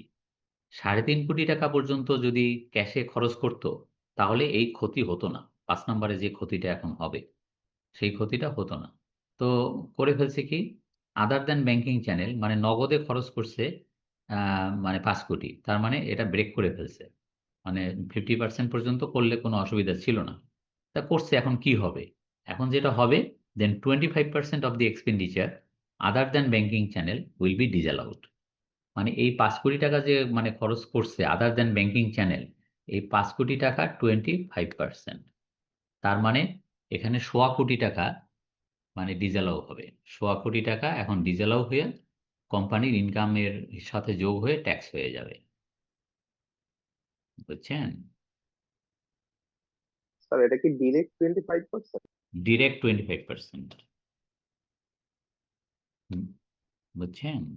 আমি তো উদাহরণ দিয়ে স্যার বুঝাইলাম। আপনাকে কোম্পানি টোটাল খরচ করছে কত? 10 কোটি। এর ভিতরে স্যালারি, রেন্ট এবং র মেটেরিয়াল পার্চেস বাবদ খরচ ছিল কত? 3 কোটি। ওই 3টা বাদে টোটাল খরচ কত কোম্পানি? 7 কোটি। তা সেই 7 কোটির মধ্যে ব্যাংকিং চ্যানেলে খরচ করছে কত, আর নগদে খরচ করছে কত? নগদে খরচ করছে 5 কোটি, ব্যাংকিং চ্যানেলে খরচ করছে 2 কোটি। তাহলে নগদে যেটা খরচ করছে মানে আদার দ্যান ব্যাংকিং চ্যানেল, সেটা কি এই 7 কোটির 50%-এর বেশি? উত্তর হলো হ্যাঁ।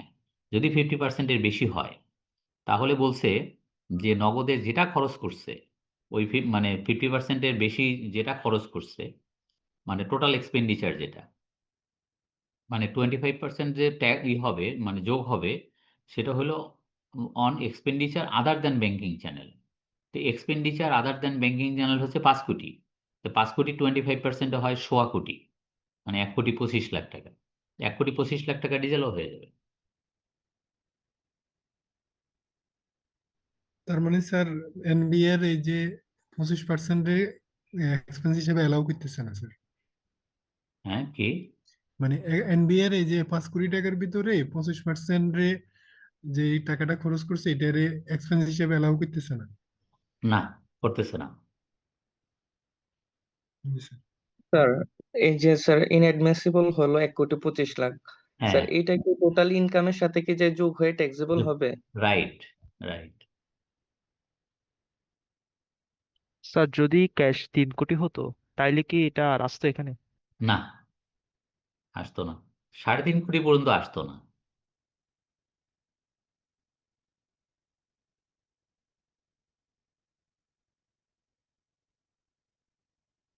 ঠিক আছে না? জি স্যার। এটা যদি আমি একটা অঙ্ক করে এইভাবে আমি একটা উদাহরণ দিয়ে যদি না বুঝাইতাম, আপনি এটা পইরা এটা কিছুই বুঝতেন না। অত সোজা না এটা পইরা যদি এরকম। এখন তো আপনার এক্সাম্পলটা সামনে আছে, এই জন্য আপনার বুঝতে সুবিধা হচ্ছে। বুঝছেন? তো জটিল করে ফেলছে আর কি। জি স্যার। মানে এটা বারবার পড়েও আপনি এটা উদ্ঘাটন করতে পারবেন না যে এখানে কি বলছে।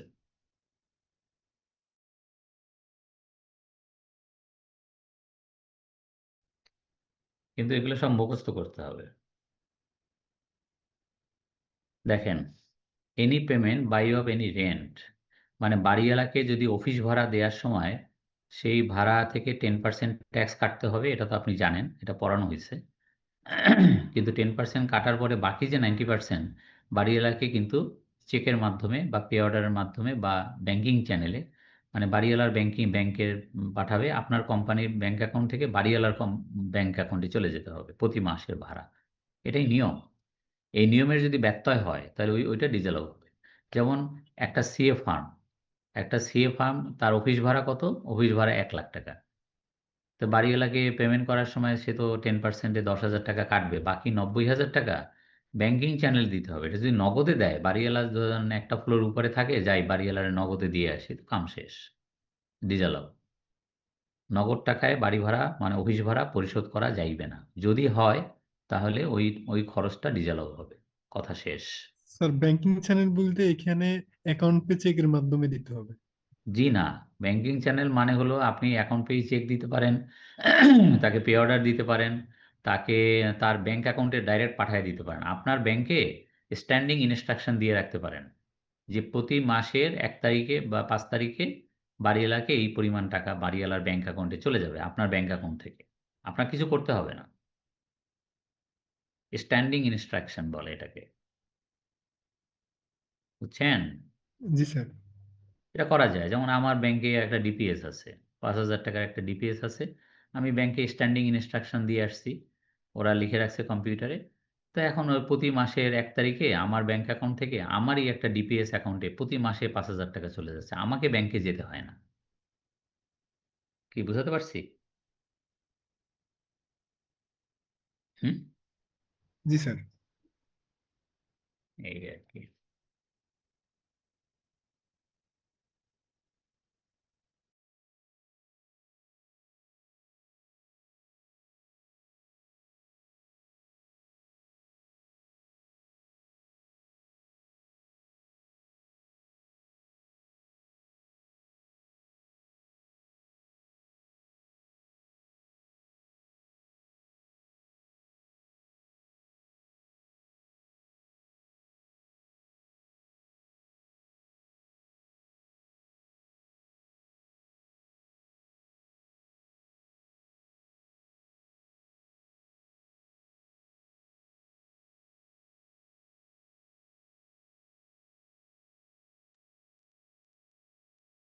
2 নম্বরটা দেখছেন? 2 নম্বরটা যেটা বলছে সেটা হলো কিছু কিছু সার্ভিস, যে consultancy, catering, event management, man power supply, security service, এই সমস্ত ক্ষেত্রে তাদের পিএসআর থাকতে হবে। ম্যান্ডেটরিলি তাদের পিএসআর থাকতে হবে, যাদেরকে আপনি টাকা পেমেন্ট করবেন, আপনি মানে কোম্পানি। তো যদি তাদের পিএসআর থাকা না থাকা সত্ত্বেও তাকে পেমেন্ট দেয়া হয়, তাহলে কিন্তু ইভেন ট্যাক্স কেটেও যদি পেমেন্ট দেয়া হয়, তাহলেও ওই খরচটা ডিজালভ হবে। যে তাদের কাছ থেকে আপনি পিএসআর নেননি কেন, তারা রিটার্ন দেয় কিনা এটা দেখার দায়িত্ব আপনার। আপনি কে? আপনি কোম্পানি। আপনি একজনকে কনসালটেন্ট নিয়োগ করছেন, একটা কোম্পানি থেকে আপনি কনসালটেন্সি সার্ভিস নিছেন, তো তাদেরকে যে টাকাটা দিবেন কনসালটেন্সি ফি, সেটা দেওয়ার সময় তাকে বলতে হবে, ভাই সাহেব আপনার পিএসআর আছে? বলে আছে, তাহলে পিএসআরটা আগে দেন, পরে টাকা নেন। তো পিএসআর না নিয়েই যদি আপনি টাকা দিয়ে দেন, তাহলে কিন্তু খবর আছে, ডিজেলও হবে। 3 নাম্বার, প্রমোশনাল এক্সপেন্ডিচার। এটার একটা সিলিং আছে। মানে বিজনেসে যে ডিসক্লোজ টার্নওভার, তার 50% পর্যন্ত অ্যালাউড। বলতে পারেন প্রমোশনাল এক্সপেন্ডিচার মানে কি? প্রমোশনাল এক্সপেন্স মানে হচ্ছে যে একটা বিজনেস তার মার্কেটিং সাইটটাকে ডেভেলপ করার জন্য প্রমোশন দেয় বিভিন্ন সময়। ধরেন একজন ডাক্তার, সে খুবই রিনাউন্ড, রাত্রে 1টা 2টা পর্যন্ত রুগী দেখে এবং লক্ষ হাজার হাজার রুগী তার। এখন সেই ডাক্তার সাহেব যাতে আমার কোম্পানির ওষুধ লেখে, এই কারণে ডাক্তার সাহেবকে বাসায় একটা ফ্রিজ দিয়ে দিছে কোম্পানি, অথবা ডাক্তার সাহেবের একটা গাড়ি দিয়ে দিছে। হ্যাঁ, এগুলো হচ্ছে প্রমোশনাল এক্সপেন্ডিচার। এরকম উদাহরণ আরো আছে, যাই হোক। তো এগুলো অ্যাডভার্টাইজমেন্ট ঠিক না, কিন্তু বিজনেসকে প্রমোট করার জন্য মানে কিছু খরচ, সেটা অ্যালাউবল এক্সপেন্ডিচার, বাট কতটুকু সেখানে বলছে ডিসক্লোজ বিজনেস টার্নওভারের 50% বেশি হবে না। যদি বেশি দাবি করে, বেশিটুকু ডিজেলও হবে। তারপরে লাস্টে বলছে contribution to any fund which is not approved by the NBR. অর্থাৎ কোনো কোম্পানি ধরেন তার কোম্পানিতে প্রভিডেন্ট ফান্ড, গ্র্যাচুইটি ফান্ড এগুলো আছে, কিন্তু এগুলো এনবিআর কর্তৃক অনুমোদিত নয়। তো যদি অনুমোদিত না হয় এবং সেইখানে যদি কন্ট্রিবিউট করে, তাহলে ওই কন্ট্রিবিউশনটা ডিসঅ্যালাউ হবে। এই তো কোনো কোশ্চেন এই স্লাইডে? স্যার এখানে যে প্রমোশনাল এক্সপেন্ডিচার যেটা, হ্যাঁ, এটা তো আপনার যেটা বলছেন বিজনেস প্রমোশন, হ্যাঁ। বিজনেস প্রমোশন, হ্যাঁ। এর আগে যে আপনার স্যাম্পলের একটা কথা বলছিলেন যে না, এই ওটা আলাদা জিনিস, ওটা আলাদা, দুইটা আলাদা জিনিস। আপনাকে তো পরিষ্কারভাবে বুঝাই দিছি যে কিছু ছেলে ঘুরঘুর করে ট্যাবলেট নিয়া, ক্যাপসুল নিয়া, ব্রিফকেসের মধ্যে, সেই মানে স্যাম্পল দেয় ডাক্তারকে, ডাক্তার সাহেব এইটা আমাদের নতুন ওষুধ বেরোইছে, আপনাকে দিয়ে গেলাম 1 পাতা, 1 বাক্স দিয়ে গেলাম, তো এইটা লেখেন। এটার নাম হলো ফ্রি স্যাম্পল, বুঝছেন? এই না স্যার স্যাম্পল মানে এক্সপেন্ডিচার শুধু এদের না, এই স্যাম্পল কিন্তু যা গার্মেন্টসেরও আছে। গার্মেন্টস যখন আপনার বিদেশে জ্যাকেট পাঠায় বা প্যান্ট পাঠায়, ওই প্যান্টের কিছু স্যাম্পল পাঠায়, তারপরে তারা যদি বলে হ্যাঁ এই প্যান্ট আমাদের দরকার, তখন পাঠায়। ওই স্যাম্পল তো তারা রাইখা দেয়। তো ওটা তো গেল আমার। না তো স্যার, ওইটা আমি এই খরচ। ক্ষেত্রে এটাই জন্য বলতেছি যে স্যাম্পল আর এই যে প্রমোশনাল এক্সপেন্স দুইটার তো মিসম্যাচ করা, মানে যেখানে বেশি হবে ওইখানে যদি কম থাকে তাহলে দুইখানে দুই জায়গায় কনভার্ট করার তো সুযোগ থাকবে তাহলে। না না না, দুইটা দুই ধরনের, দুই টাইপের এক্সপেন্ডিচার,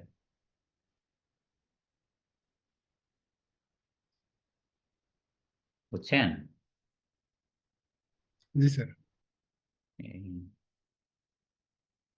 আর কোনো ওই কোশ্চেন?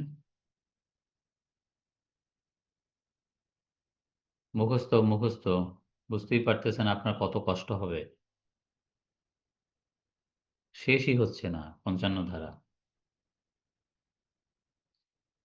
দেখেন, এই যে IFRS 16 right of use asset, তো এই রাইট অফ ইউজ আইএফআরএস 16-কে অনুসরণ করতে হবে। আপনার যখন অ্যাকাউন্টস মেনটেন করবেন, অ্যাকাউন্টস অডিট হবে, তখন আইএফআরএস 16-কে ফলো করেই আপনাকে অডিট করতে হবে, অ্যাকাউন্টস মেনটেন করতে হবে। কিন্তু ইনকাম ট্যাক্সে বলছে যে আমরা আইএফআরএস 16 মানি না।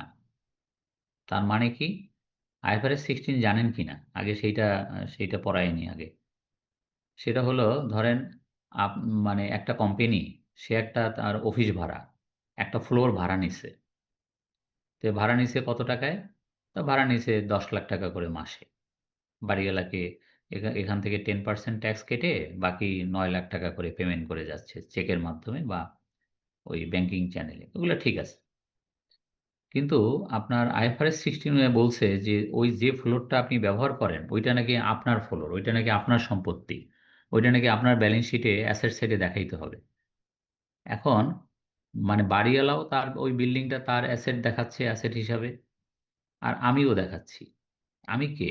আমি ভাড়াটিয়া। আমার নাম কি? একটা কোম্পানি। একটা কোম্পানি যদি ভাড়াটিয়া হয় তাইলে সে ওইটার মালিকানা দাবি করে বসে আছে। সে বলছে তার মানে কি, সে কি হিসাবে মালিকানা দাবি করছে? Right of use asset. আমি এই অ্যাসেটটা ব্যবহারের অধিকার প্রাপ্ত, এই হিসাবে আমি এটা অ্যাসেট সাইডে দেখাচ্ছি এবং এইটার উপরে ডেপ্রিসিয়েশন দাবি করতেছি। কি মজার ব্যাপার, বাড়িওয়ালাও ডেপ্রিসিয়েশন দাবি করে তার সম্পত্তির উপরে, বিল্ডিং এর উপরে, আমিও এটার উপরে ডেপ্রিসিয়েশন দাবি করতেছি। এটা তো আমার অ্যাসেট না, এটা তো পরের জায়গা, পরের জমি, ঘর বানিয়ে আমি রই, আমি তো সে ঘরের মালিক না। কিন্তু ঘরের মালিক না হওয়া সত্ত্বেও আমি সেটা আমার বাড়ি, আমার এটার উপরে ডেপ্রিসিয়েশন, ইন্টারেস্ট, এগুলো আমি দাবি করে বসে আছি। পিকুলিয়ার আর কি যা বলে। তো এই আইএফআরএস 16 অ্যাডপ্ট করছে। আইএফআরএস 16 খুব বেশি দিনের না, তো বাংলাদেশ তো সবাই আইএফআরএসই অ্যাডপ্ট করছে, এটাও অ্যাডপ্ট করছে। তো এখন মানে গন্ডগোল যেটা লাগছে, একদিকে ইনকাম ট্যাক্স, মানে একটা কথা আছে যে চোরের কয় চুরি করতে, গৃহস্থের কয় সজাগ থাকতে। এখন অবস্থাটা দাঁড়াইছে তাই। একদিকে একটু আগে আপনাদেরকে পড়ানো হয়েছে যে accounts must B maintained as per IFRS, একটু আগে পড়ানো হয়েছে আগের স্লাইডে। তার মানে অ্যাকাউন্টস সে আইএফআরএস অনুযায়ী মেনটেন করবে। সে মেনটেন করতে গেলে তার এই মানে এই রাইট অফ ইউজ অ্যাসেটের যে এইটা, মানে কি বল, প্রেজেন্টেশন, এটা করতে হবে, সেইভাবে ডেপ্রিসিয়েশন দাবি করতে হবে। তো এখন ইনকাম ট্যাক্স আইসা বলছে, এইখানে বলছে সেকশন 55-এ যে না, এটা হবে না। আইএফআরএস 16 ফলো করে রাইট অফ ইউজ অ্যাসেটের উপরে যদি কেউ ডেপ্রিসিয়েশন দাবি করে, ইন্টারেস্ট দাবি করে, তাহলে এইটা ডিসঅ্যালাউ হবে। তবে শুধুমাত্র রেন্ট যে 10 লাখ টাকা ওইটা পাবে। আর মানে অ্যাকচুয়াল রেন্ট যেটা, that is to be allowed. But এই রেন্টের বাইরে সে যদি ডেপ্রিসিয়েশন, ইন্টারেস্ট এইগুলো আইএফআরএস 16 ফলো করে যদি দাবি করে থাকে, তাহলে that is to be disallowed. পরিষ্কার কথা। কোনো কোশ্চেন?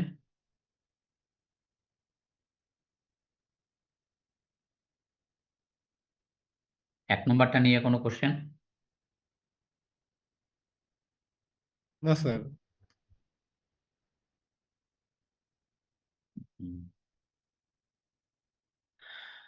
তো আসেন 2 নম্বরে। Any accrued expense which cannot be specifically ascertainable. Accrued expenditure মানে হলো যে ব্যালেন্স শিটের লায়াবিলিটি সাইডে অনেক সময় খরচ আউটস্ট্যান্ডিং থাকে, বকেয়া থাকে। তো ওইটা তো একদিকে খরচ হিসাবে অ্যাক্রুয়াল সিস্টেমে বা মার্কেন্টাইল সিস্টেমে দাবি করা হয় পিএলএ, আবার পাশাপাশি ব্যালেন্স শিটে সেটা আউটস্ট্যান্ডিং লায়াবিলিটি বা অ্যাক্রুড এক্সপেন্ডিচার হিসেবে থাকে। তো সেই অ্যাক্রুড এক্সপেন্ডিচার যদি ডিসিটি প্রমাণ চায় যে এই খরচটা যে আপনার বকেয়া, এই খরচটা যে আপনার হয় নাই মানে আপনি পেমেন্ট দিতে পারেন নাই, তো সেটা ব্যাখ্যা করেন কেন পেমেন্ট দিতে পারেন। তখন হয়তো কোম্পানি বলে যে দেখেন আমাদের অডিট ফি এরকম এক্রুড এক্সপেন্ডিচারে রয়ে গেছে, কারণ অডিট হয়েছে পরে। তা আমরা ওই পিরিয়ডের মধ্যে আমি খরচ হিসেবে চার্জ করছি, কিন্তু আমি তো অডিটরকে পেমেন্ট করতে পারিনি, এই কারণে আমার ওই পিরিয়ডে আমার অডিট এক্রুড এক্সপেন্ডিচার রয়ে গেছে। তো সুন্দর, এটা ব্যাখ্যা ব্যাখ্যা মানে ওয়েল এক্সপ্লেইনড। এরকম সবগুলো ওয়েল এক্সপ্লেইনড হতে হবে। যদি মানে এরকম এক্সপ্লেইন না হয় এবং স্পেসিফিক্যালি যদি অ্যাসার্টেইন করা না যায় যে এই এক্রুড এক্সপেন্ডিচারটা কিসে, তখন কিন্তু ডিসিটি এটাকে অগ্রাহ্য করতে পারবে, ডিসঅ্যালাউ করতে পারবে, ইনএডমিজিবল হিসাবে এই খরচটা সে করতে পারবে। তারপরে বলছে any expense which are not connected with business operation. এটা তো মানে গতানুগতিক কথা। হুম, মানে যে কোনো ব্যয় যদি সেটা ব্যবসার সাথে সম্পর্কিত না হয়, তাহলে তো সেই খরচ ডিসঅ্যালাউ হবে। যেমন ডোনেশন, তারপরে এরকম আরো বেশ কিছু খরচ আছে। যেমন ধরেন ডোনেশন টু পলিটিক্যাল পার্টি, এখন তো দেশে ইলেকশন, ধরেন একটা কোম্পানিকে ডোনেশন দিতে হয়েছে, তা সে এখন এই খরচটা দাবি করবে কোথায়? পিএলএ দাবি করবে, পিএলএ দাবি করবে আর পাবে না, মানে যেহেতু এটা বিজনেস কানেক্টেড এক্সপেন্ডিচার না। সুতরাং ডোনেশন টু পলিটিক্যাল পার্টি, এটা as it is not business related expenditure, তো সুতরাং it is to be disallowed এই সেকশনে 55। আর লাস্টে যেটা, any expenditure which is not vouched and verifiable and not complied with accounting principle. মানে এগুলো গতানুগতিক কথা কিন্তু। মানে যে কোনো খরচ যদি সেটার প্রমাণ না থাকে, তাহলে তো সেটা ডিসঅ্যালাউ হবেই। এই, এখন বলেন কি জানি বলতে চাইছিল কি? স্যার অ্যাক্রুড এক্সপেন্স যেটা আছে স্যার, ওইটা যদি স্যার এই ভেরিফাই করতে পারে, তা তখনও তো টাকাটা পেমেন্ট করা হয় নাই, কিন্তু এই তাতে টাকাটা কি অ্যালাউয়েবল এক্সপেন্ডিচার হিসেবে দেখানো যাবে? হ্যাঁ বেনিফিট করতে হ্যাঁ পারলে হ্যাঁ হ্যাঁ প্রমাণ করতে পারলে এটা অ্যালাউবল এক্সপেন্ডিচার। মানে যদিও খরচটা মানে অ্যাকচুয়ালি পেমেন্ট হয়নি, খরচ হয়েছে, পেমেন্ট হয়নি। জি স্যার। আচ্ছা, ঠিক আছে স্যার। স্যার কোম্পানির ক্ষেত্রে কি ইনভেস্টমেন্ট রিবেট আছে? না না না।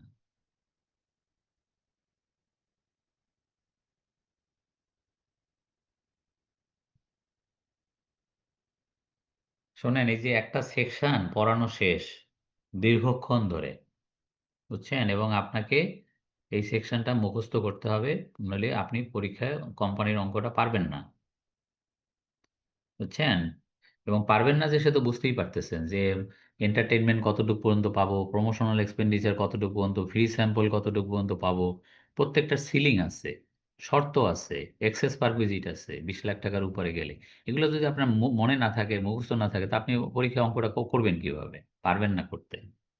তো সেকশন 55 সাথে সেকশন 56, এইটা স্পেশাল বিজনেস ইনকাম, এটাও মনে রাখতে হবে। একটু কঠিন হয়ে যাচ্ছে, তো কিছু করার নাই আর কি। চেষ্টা করতেছি সহজভাবে পড়ানোর জন্য, বুঝছেন, যাতে প্রতিটা জিনিস আপনি পুঙ্খানুপুঙ্খভাবে বুঝতে পারেন। কিন্তু মুখস্থ করার দায়িত্ব তো আপনার, বুঝছেন। জি আচ্ছা, স্যার। তো এখন দেখেন স্পেশাল বিজনেস ইনকাম মানে বিশেষ ব্যবসা আয়, এটা আবার কি? এতক্ষণ তাহলে আমরা কি পড়ছি? এতক্ষণ পর্যন্ত পড়ছি বিজনেস ইনকাম, এখন আসছে স্পেশাল বিজনেস ইনকাম। এখানে কি বলছে? এখানে বলছে যে এতক্ষণ যে সেকশন 55-এ ডিজালাও ডিজালাও, এই করলে হ্যাং করলে ডিজালাও, ত্যাং করলে ডিজালাও হবে, খরচ মানবে না, ইনএডমিজিবল হবে, তাহলে 55 ধারায় যতগুলা খরচ ডিজালাও করবে ডিসিটি, আদার দ্যান 55 ধ অ্যান্ড 55 ন, দন্তের ন, মানে 55 ধতে বলা আছে ওই যে আইএফআরএস 16 অনুযায়ী যে খরচটা, যে ডেপ্রিসিয়েশন, ওইটা ডিজেলাও হবে। আর ইম্পেয়ারমেন্ট লস 55 নতে, এই দুইটা বাদে যত ডিজেলাও হলো 55 ধারায়, সবগুলা কিন্তু স্পেশাল বিজনেস ইনকাম হিসাবে ট্রিট হবে, এবং এটার উপরে নর্মাল ট্যাক্স রেট অ্যাপ্লিকেবল হবে। এটা হলো প্রথম কথা। দেখেন বুঝছেন কিনা,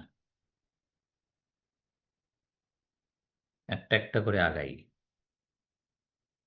আমরা এতক্ষণ ধরে যে সেকশন 55-এ আপনার ক খ গ ঘ উম চ ছ এগুলো তো পড়াইছি এতক্ষণ ধরে। তো এতগুলো যদি ডিজেলাও হয়, এই যতগুলো ডিজেলাও হলো, যতগুলো ইনএডমিজিবল এক্সপেন্ডিচার হলো, সেগুলো আবার আলাদা একটা খাতভুক্ত হলো, আলাদা একটা জাতভুক্ত হলো। কোন জাত? জাত হলো স্পেশাল বিজনেস ইনকাম। তো এটাকে আলাদা জাত করা হইলো কেন? জাত করা হয়েছে এই কারণে যে এটার উপরে মানে নর্মাল ট্যাক্স রেট অ্যাপ্লিকেবল হবে। হুম, এই মানে কিরকম আপনাকে মানে একটা উদাহরণ সহকারে বলি। উদাহরণটা কিরকম? ধরেন একটা কোম্পানি মানে লোকসান, লস লস শো করছে 10 কোটি, আর ডিসিটি ওই সেকশন 55 এ ডিজালাও হয়েছে 3 কোটি। 55 এর ক, ধরেন ক, কতে বলা আছে যে ট্যাক্স কাটে নাই, বেতন থেকে ট্যাক্স কাটে নাই কত? 3 কোটি টাকা বেতন দিছে, ওইটার উপরে 1 পয়সাও ট্যাক্স কাটে নাই।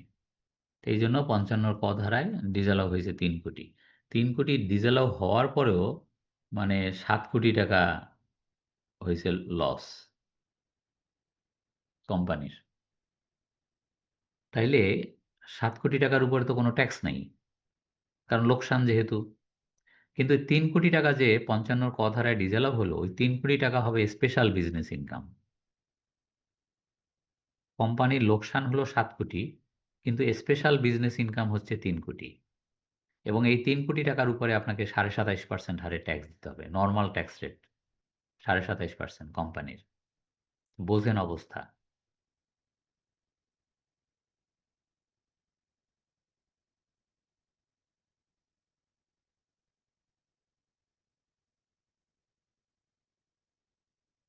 বুঝছেন? জি স্যার।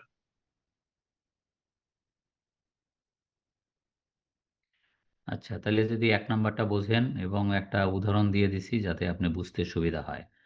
যে স্যার এই যে স্পেশাল বিজনেস ইনকামটা কি? এটা তো আমরা বুঝতেছি না। তা আপনি যাতে স্যার বুঝতে পারেন সেইজন্য এই উদাহরণটা দেওয়া আরকি। স্যার এইখানে কি 3 কোটি টাকার উপরে কি ব্যাট পে করতে হবে? স্যালারির উপরে তো কোনো ভ্যাট নেই। আপনি ভ্যাটের প্রশ্ন আসছে কেন? ট্যাক্সের স্যার, ইনকাম ট্যাক্সের কথা বলতেছি। হ্যাঁ, ইনকাম ট্যাক্সের কি? এই যে 3 কোটি টাকা যে স্পেশাল ইনকাম দেখাচ্ছে, আমার কিন্তু 7 কোটি টাকা লস আছে। খারাপ লাগতেছে না?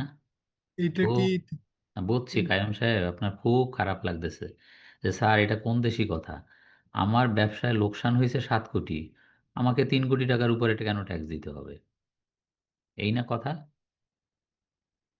জি স্যার। হ্যাঁ, বুঝছি। ওই খারাপ লাগা নিয়ে বইসা থাকেন। পরীক্ষায় পাস করতে গেলে আপনাকে ৩ কোটি টাকার উপরে ২৭.৫% হারে ট্যাক্স দিতে হবে ওই কোম্পানিকে। এটাই এদেশের আইন। আপনার যতই খারাপ লাগুক। বুঝছেন? কেন আইনটা এরকম করছে কেন? যে সে তো একটা বদমাইশি করছে। সে ৩ কোটি টাকা বেতন দিছে এমপ্লয়িদের সেটার উপরে নিয়মতান্ত্রিকভাবে ট্যাক্স কাটে নাই। এবং সেকশন ৫৫ ধারার যে আপনাদেরকে মুখস্থ করানো হইল সেখানে ৫৫ র ১ম ধারাটাতেই বলা আছে এনি পেমেন্ট যেখান থেকে ট্যাক্স কাটার কথা কিন্তু কাটা হয়নি। তাহলে সেটা ডিসঅ্যালাউ হবে। তা ডিসঅ্যালাউ হইয়াও লোকসান দাঁড়াইছে। তাহলে কি এই কোম্পানিটা একটা অপরাধ করল, সেই অপরাধের শাস্তি পাবে না? উত্তর হলো পাওয়ার ব্যবস্থা করতেছি। দাঁড়ান। স্পেশাল বিজনেস ইনকাম নামে একটা ইনকামের খাত দাঁড় করানো হয়েছে। এখন বুঝতে পারছেন? হুম? মানে খরচটা এখন ইনকাম হিসেবে ট্রিট করতেছে স্যার। সেটাই তো খরচ তো ডিসঅ্যালাউ হইছে। ৫৫ র ক ধারা এত সময় আপনাকে ৫৫ ধারা পড়াচ্ছিলাম না? ৫৫ র ক ধারা মানে কি? ১ম ধারাটাই হচ্ছে যে এনি পেমেন্ট যেখান থেকে ট্যাক্স কাটার কথা, সোর্সে টিডিএস করার কথা কিন্তু করা হয়নি।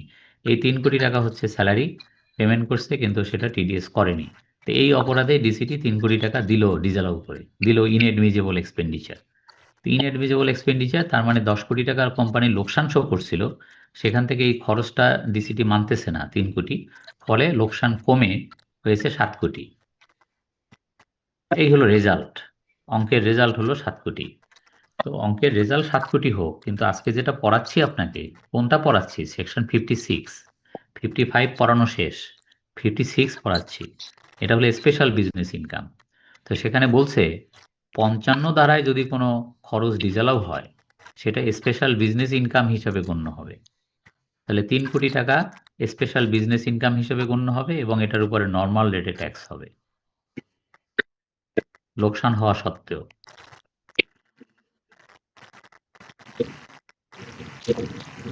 জি স্যার, ঠিক আছে স্যার।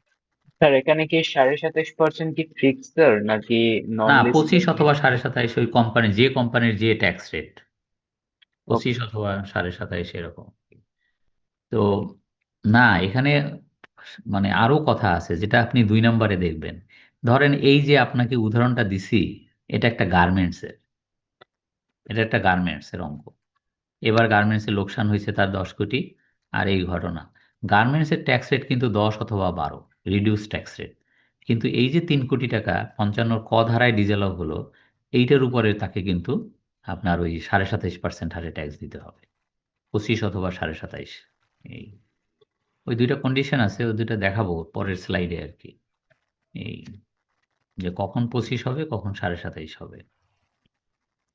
আচ্ছা এটা গেল ১ নাম্বার। ২ নাম্বারটা দেখেন ইন কেস অফ কম্পিউটিং আপনাদের ওই ব্রেক দিতে হবে কখন একটু বইলেন আমাকে। তো সেই হিসেবে একটা ব্রেক দিয়ে দেবো আপনাদের। বুঝছেন? স্যার এটা শেষ করে একটা ব্রেক দিয়েন স্যার। আচ্ছা ঠিক আছে।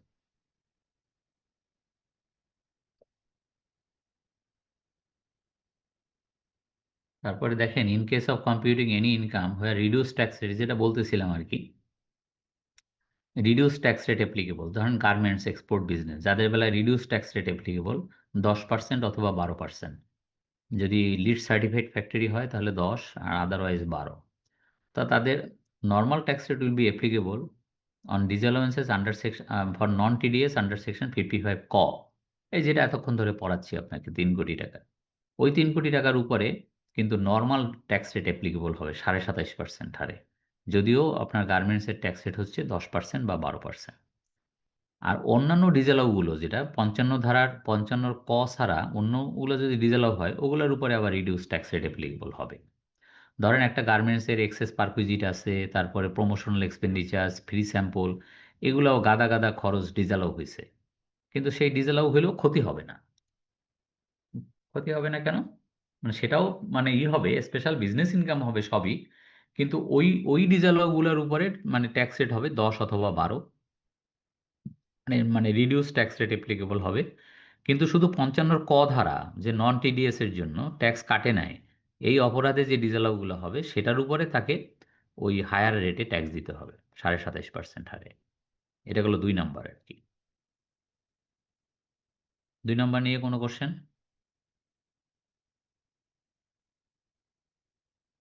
আচ্ছা, তারপরে নিচে 3 নাম্বার যেটা কোশ্চেন না থাকলে যে ওই যে no loss can be set up or carry forward against such special business income, tax depreciation as per third schedule not also be allowed. এই যে আপনার স্পেশাল বিজনেস ইনকাম যেটা হলো এই যে 3 কোটি টাকা, এইটার উপরে ট্যাক্স দেওয়া ছাড়া কোনো গতি নেই। আপনি যদি বলেন আমার আগের বছরে লোকসান ছিল 4.5 কোটি, তাহলে ওইখান থেকে এনে আপনি এটা মানে ক্যারি ফরওয়ার্ড করে সেট আপ করে আমাকে মিলিয়ে দেন যে আমি আগের বছর যেহেতু লোকসান ছিল আর এই বছরে আপনি আমাকে স্পেশাল বিজনেস ইনকাম করছেন 3 কোটি, তাহলে এটা যদি আপনার মানে সেট আপ এবং ক্যারি ফরওয়ার্ড হয়, আগের বছরের লোকসান আমি টেনে নিয়ে এসে এই বছরের 3 কোটির সাথে সমন্বয় করতে পারবো কিনা? উত্তর হচ্ছে না, পারবেন না। পারবেন বিজনেস ইনকামের এগেনস্টে, স্পেশাল বিজনেস ইনকামের এগেনস্টে পারবেন না। এবং থার্ড শিডিউল অনুযায়ী কোনো ডেপ্রিসিয়েশনের বেনিফিটও আপনি স্পেশাল বিজনেস ইনকামের এগেনস্টে পাবেন না, বিজনেস ইনকামের এগেনস্টে পাবেন। বুঝছেন? সাংঘাতিক কড়াকড়ি আইন। স্পেশাল শাস্তি ইনকাম। স্পেশাল শাস্তি ইনকাম না? হ্যাঁ, ঠিকই বলছেন। তাইলে 55 এবং 56 এই দুইটা পড়ানো শেষ এবং খুবই গুরুত্বপূর্ণ দুইটা সেকশন। দুইটাই আপনাকে মুখস্থ করতে হবে এবং সেইভাবে অঙ্ক করতে হবে আর কি। এবং আমরা সামনে একটা অঙ্ক করব। আপনি একটা কোম্পানির অঙ্ক করলে, আজকে থিওরিটিক্যাল পড়াচ্ছি তো এবং কিছু কিছু এক্সাম্পল দিয়ে পড়াচ্ছি, তো আপনি একটা অঙ্ক করলে আপনার হাত আরো পাকবে। বুঝছেন? তাহলে আমরা একটা 20 মিনিটের মধ্যে, এখন কয়টা বাজে? 40 বাজে। তা 40 হচ্ছে স্যার, হ্যাঁ, 8:40। হ্যাঁ, তা নামাজের বা অন্যান্য কাজে যে আপনার একটা বিরতি সবসময় থাকে, আপনার 9টায় ফিরে আসেন তাইলে। বুঝছেন? ঠিক আছে স্যার, থ্যাংক ইউ স্যার। আচ্ছা স্যার, ধন্যবাদ স্যার। আচ্ছা।